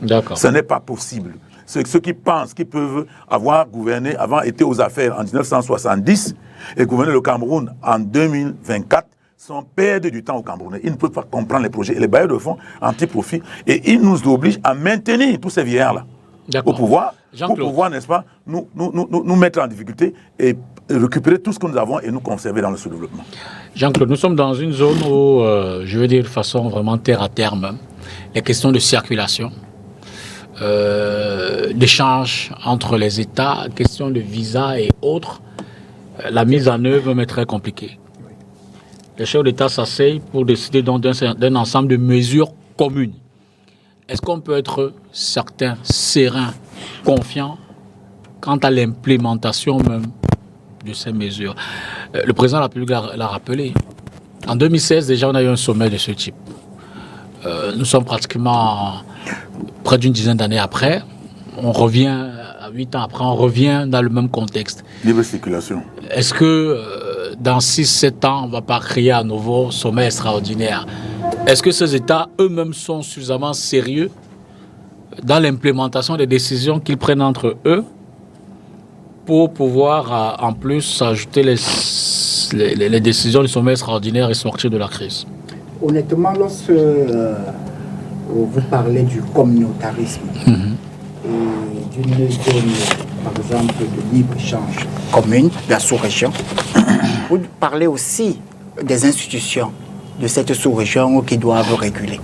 Et ici, au point 13 du communiqué final, je vais dire à l'alinéa 4, les chefs d'État disent: il faudrait réitérer l'engagement des États en faveur de l'indépendance et du renforcement des capacités de la Banque centrale, de la Commission bancaire de l'Afrique centrale et de toutes les autres institutions communautaires. Constat d'échec, il faut réitérer. Il faut réitérer. Donc, constat d'échec. Oui, parce qu'en réalité, les politiques nationales sont encore très fortes en termes de protectionnisme. Et vous vous souvenez que, un peu comme ça, vous entendez que tel pays voisin a fermé sa frontière, a répudié les concitoyens, ne veut plus entendre de telle immigration, et ainsi de suite. Tout ceci n'est pas pour favoriser une fluidité et une bonne circulation de la richesse. Et autre chose, nous ne nous mentons pas, pour pouvoir sortir la tête de l'eau, il nous faut de la croissance.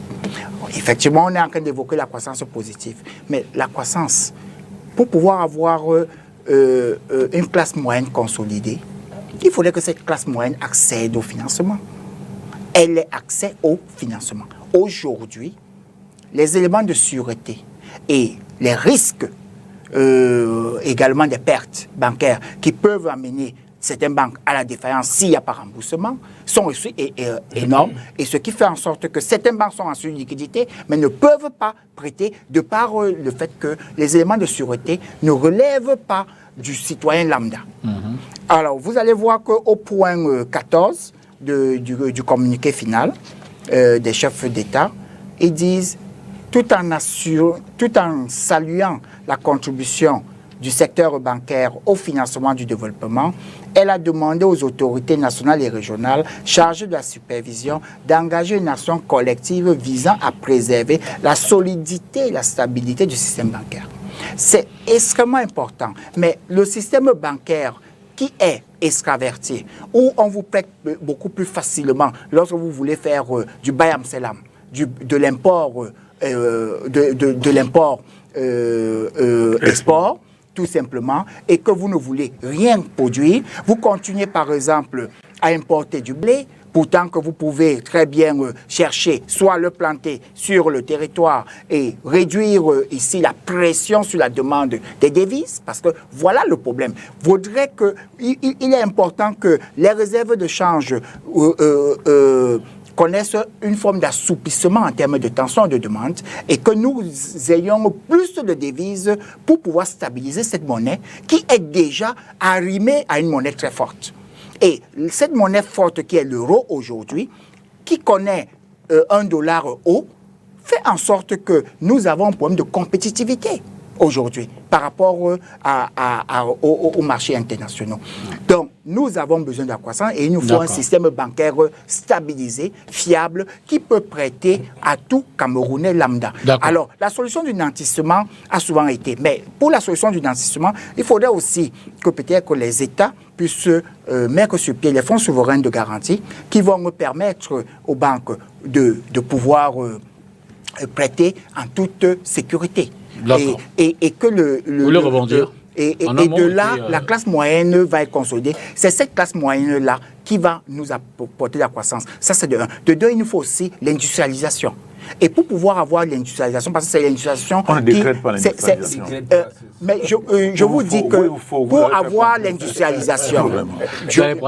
On n'a même pas l'électricité pour pouvoir l'énergie. Justement, lorsque le chef d'État lorsque le chef d'État a parié, le président de la République, son Excellence Paul Biya, a parié sur les investissements en ce qui concerne les barrages hydroélectriques, afin que nous puissions doubler, tripler même notre capacité de production. Les uns et les autres disaient à quoi ça va nous servir. C'est parce que si nous n'avons pas atteint l'autonomie énergétique, si nous n'avons pas atteint l'autonomie, ils continuent à investir. La preuve, voilà le barrage de Kikok qui va bientôt démarrer. Les autres sont devenus des chevaux.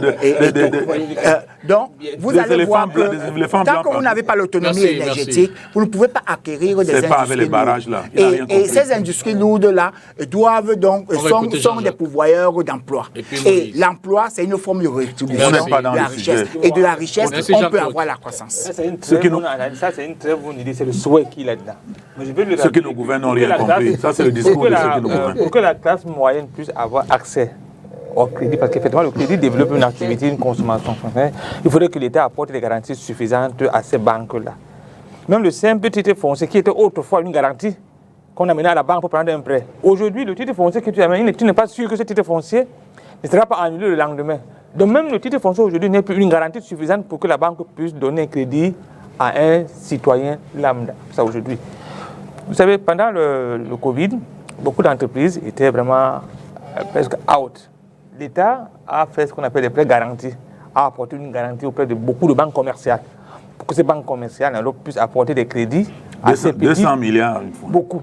Et dès lors que ces entreprises, après la période du Covid, n'ont pas pu rembourser, l'État s'est porté garant auprès de ces banques par les mécanismes internes pour pouvoir amortir les prêts garantis qu'ils ont là. Aujourd'hui, les banques africaines et camerounaises en particulier, pourquoi elles sont en sous-liquidité? Parce qu'en fait, elles n'ont pas les garanties suffisantes pour qu'elles puissent donner des prêts. Elles ne peuvent que donner des prêts beaucoup plus aux fonctionnaires qui prennent des prêts parce que le salaire du fonctionnaire est garanti à cette banque-là.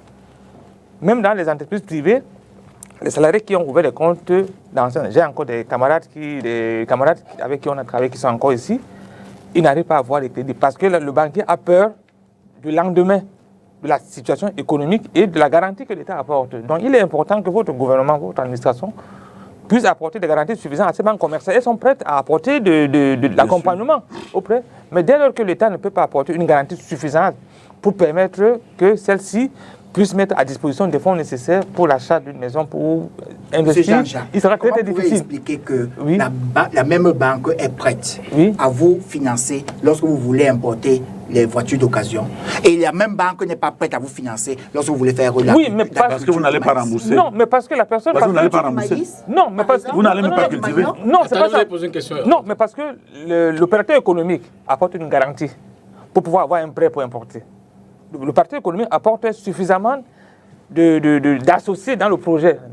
Mais un usager, un cultivateur simple, je prends la petite banque, la MC de pour ne pas la nommer, qui a ouvert là-bas, était même incapable de prêter même, ce n'est que 60 000 pour qu'une cultivatrice achète un sac de riz ou bien un sac de maïs pour pouvoir le reproduire, parce qu'il manque de garanties suffisantes. Elle va disparaître dans la nature. Exactement.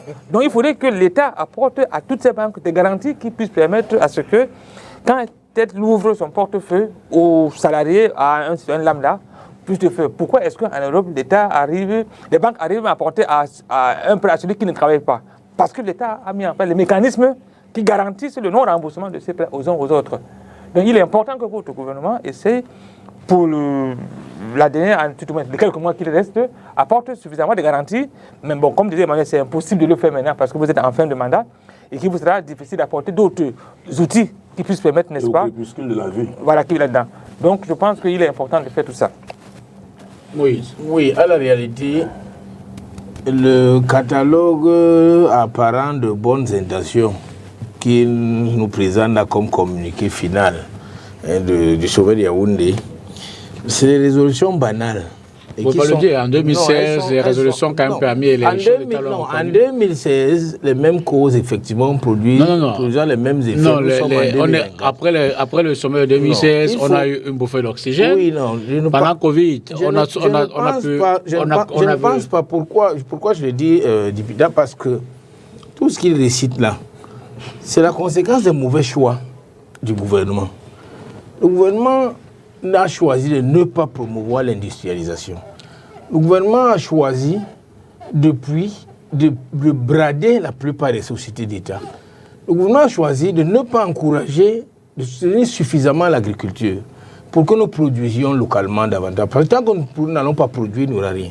Je le redis, le sommet de Yaoundé n'avait autre chose que les maîtres du monde, donc, à travers le FMI, arrivent à Yaoundé pour s'assurer qu'ils vont continuer à nous pressurer parce qu'ils empruntent de l'argent à 0,25% et ils nous le prêtent à 2%. Ils disent même que c'est un taux concessionnel.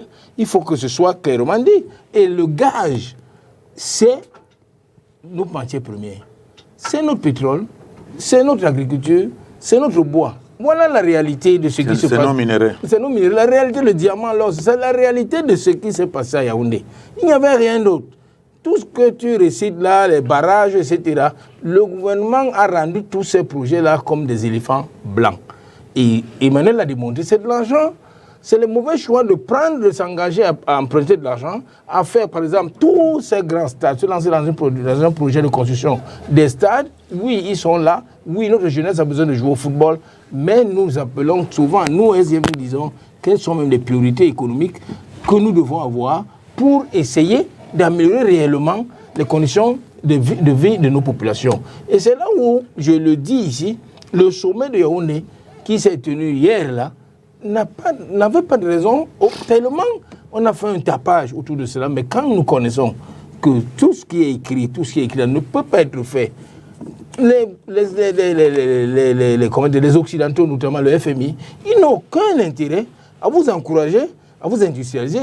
Il y a une mentalité de servilité politique qui doit disparaître. Et pour qu'elle disparaisse, elle doit disparaître avec une certaine génération de nos dirigeants. Il faut que ce soit clair. Il faudrait donc que les populations en prennent conscience. Pourquoi en 2025, et ça ce n'est pas le propre du Cameroun, et dans tous les cas, en Afrique centrale, nous avons même combien de types de chefs d'État? Combien sont des civils? Combien sont des militaires? Il faut se faire accompagner d'experts. Ils se posent des questions. Et il faut comprendre que un sommet, ça veut dire le chef d'État, M. Youd, quand c'est ils sont entourés d'experts. Quand les chefs d'État, oui, nous voulons qu'ils soient entourés d'experts. Mais quand c'est les chefs d'État réellement, quand ils se retrouvent à huis clos, en tant que chef d'État, ils engagent la souveraineté de nos pays. Qu'est-ce que le ministre français démissionnaire des Finances, il est démissionnaire, ministre français des Finances, qu'est-ce qu'il fait à Yaoundé, avec tout ce que nous avons vu là-dedans? Vous l'installez pas encore de la France, mais c'est l'ambassadeur qui était là. Donc vous allez le dire, mais est-ce que nous allons ici pouvoir donc nous départir de cette servilité-là, de ce joug-là, pour effectivement prendre en main le destin de nos pays respectifs et donc penser réellement à implémenter tout ce que tu Alors, question de sortie. Mais le problème, c'est que cela n'apparaît nulle part. Et vous êtes donc en fin de mandat, vous allez copier les intentions que le PCRL, que le SDF, qui l'a toujours dit, ils veulent maintenant vouloir montrer de bonnes intentions, mais alors que cela n'est pas dans leur ADN. Merci. Leur ADN, c'est les détournements de fonds publics, c'est la corruption, c'est le trafic d'influence, c'est les abus de pouvoir, etc. C'est ce qui est connu. On remet toujours en contexte. Et qui ne nous permet pas de développer notre pays. Deux questions pour sortir. La première, certains sur le plateau semblent pas être d'accord avec les résolutions. Donc, qu'aurait-il fallu faire pour s'en sortir avec le moindre des dégâts possible, première. La deuxième, on remet en contexte. Tout ceci intervient à une année préélectorale. Est-ce que cette problématique, la crise dans la CEMAC, peut être un thème pour l'année électorale de 2025? Je commence avec Emmanuel. Il y a deux questions pour la suite. Oui. Ceux qui nous gouvernent savent qu'ils ne feront rien de plus. D'ailleurs, vous voyez ces chefs d'État, il y a une perte de confiance entre eux-mêmes. Parce que depuis l'histoire des APE, ça a été quelque chose, le Cameroun a fait quelque chose d'extraordinaire. Parce que les chefs d'État, quand cette affaire d'APE est arrivée, ils ont dit, au niveau de la CEMAC, on doit discuter ensemble et voir comment on peut y aller ou ne pas y aller. Mais le Cameroun, unilatéralement, et sans consulter les autres, et aller signer les APE. Ça a mis tous les autres en difficulté. Quand vous voyez même, il y a un sommet comme ça, Denis Sassou Nguesso ne vient pas, Mahamad Idriss Déby, le jeune homme, il ne vient pas. Ce n'est pas... Ce n'est pas... Ça a une signification. Il y a des gens qui ne croient pas à tout ce qu'on est en train de balbutier là. Ils savent que c'est un sommet comment dire, pour la mode. On va pas le dire, c'est votre interprétation. Non, c'est des effets de mode. C'est des effets de mode. En réalité, ça ne peut pas nous permettre de produire quoi que ce soit.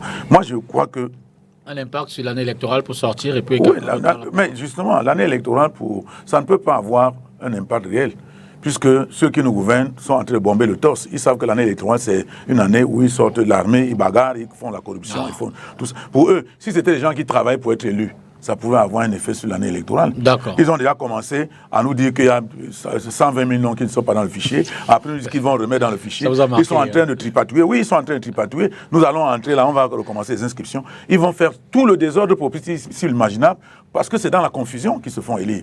Quand il y a une élection, ils créent la confusion généralisée. Donc, ils se disent que les Camerounais n'ont qu'à souffrir. Dans tous les cas, ils ne peuvent plus être, n'est-ce pas, ceux qui vont faire quoi que ce soit, parce que on parle de la production.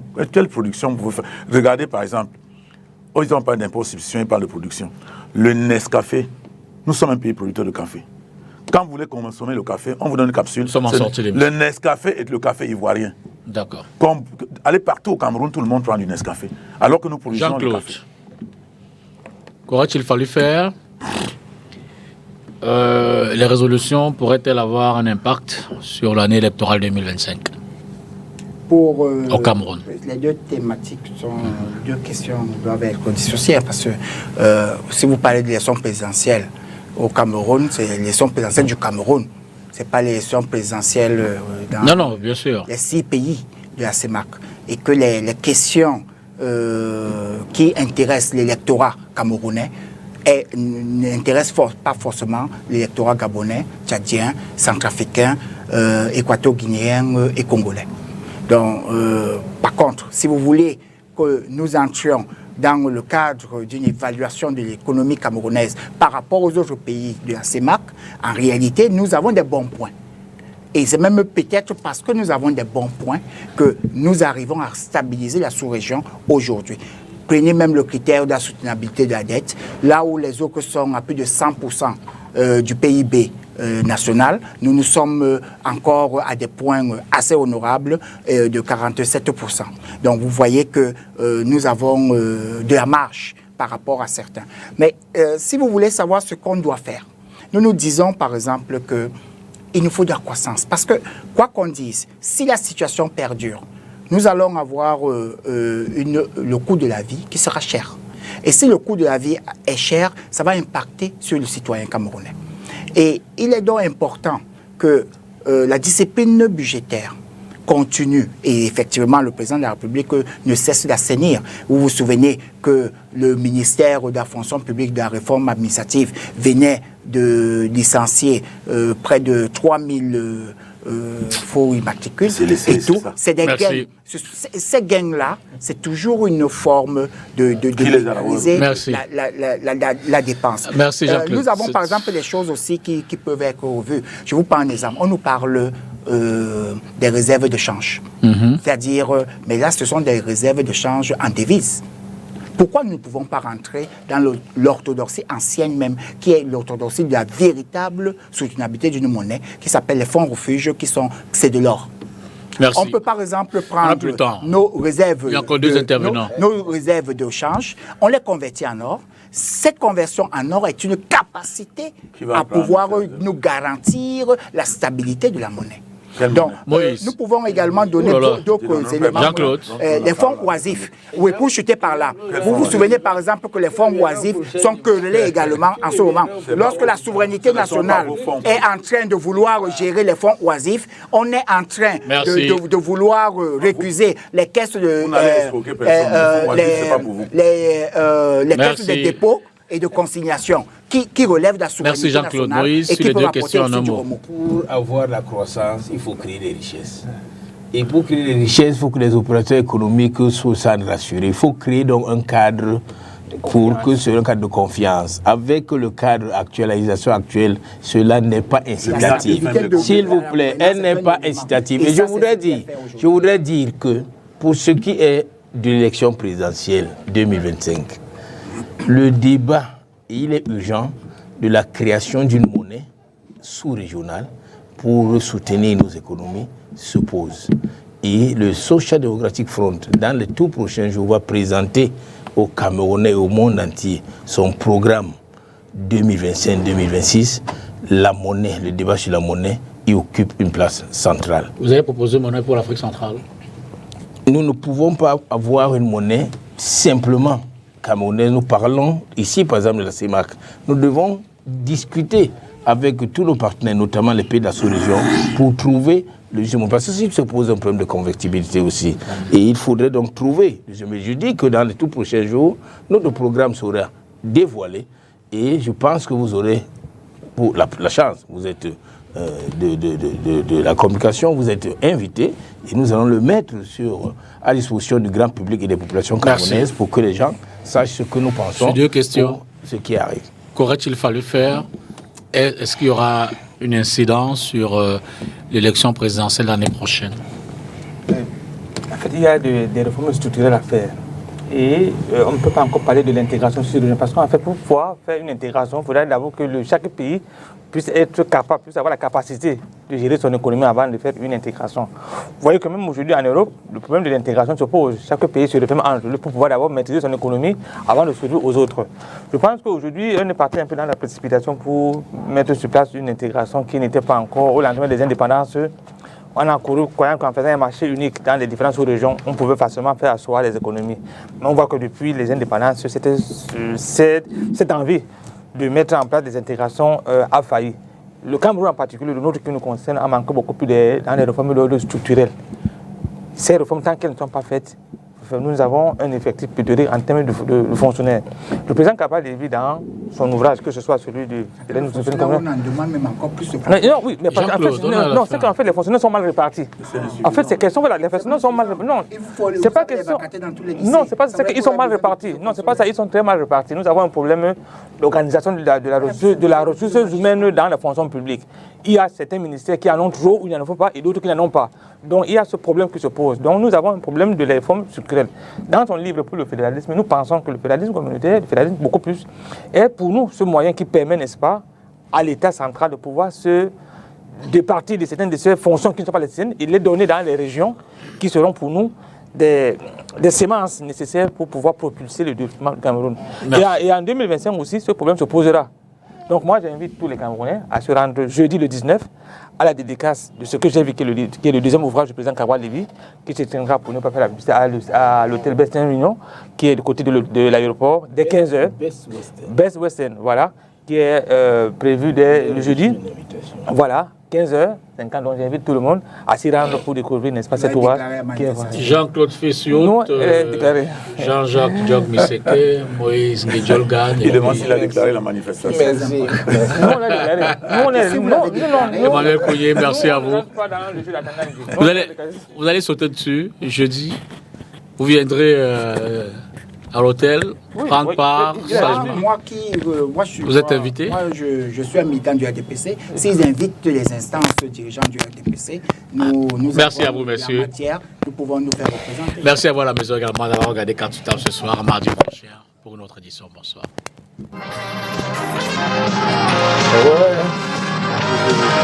Ouais.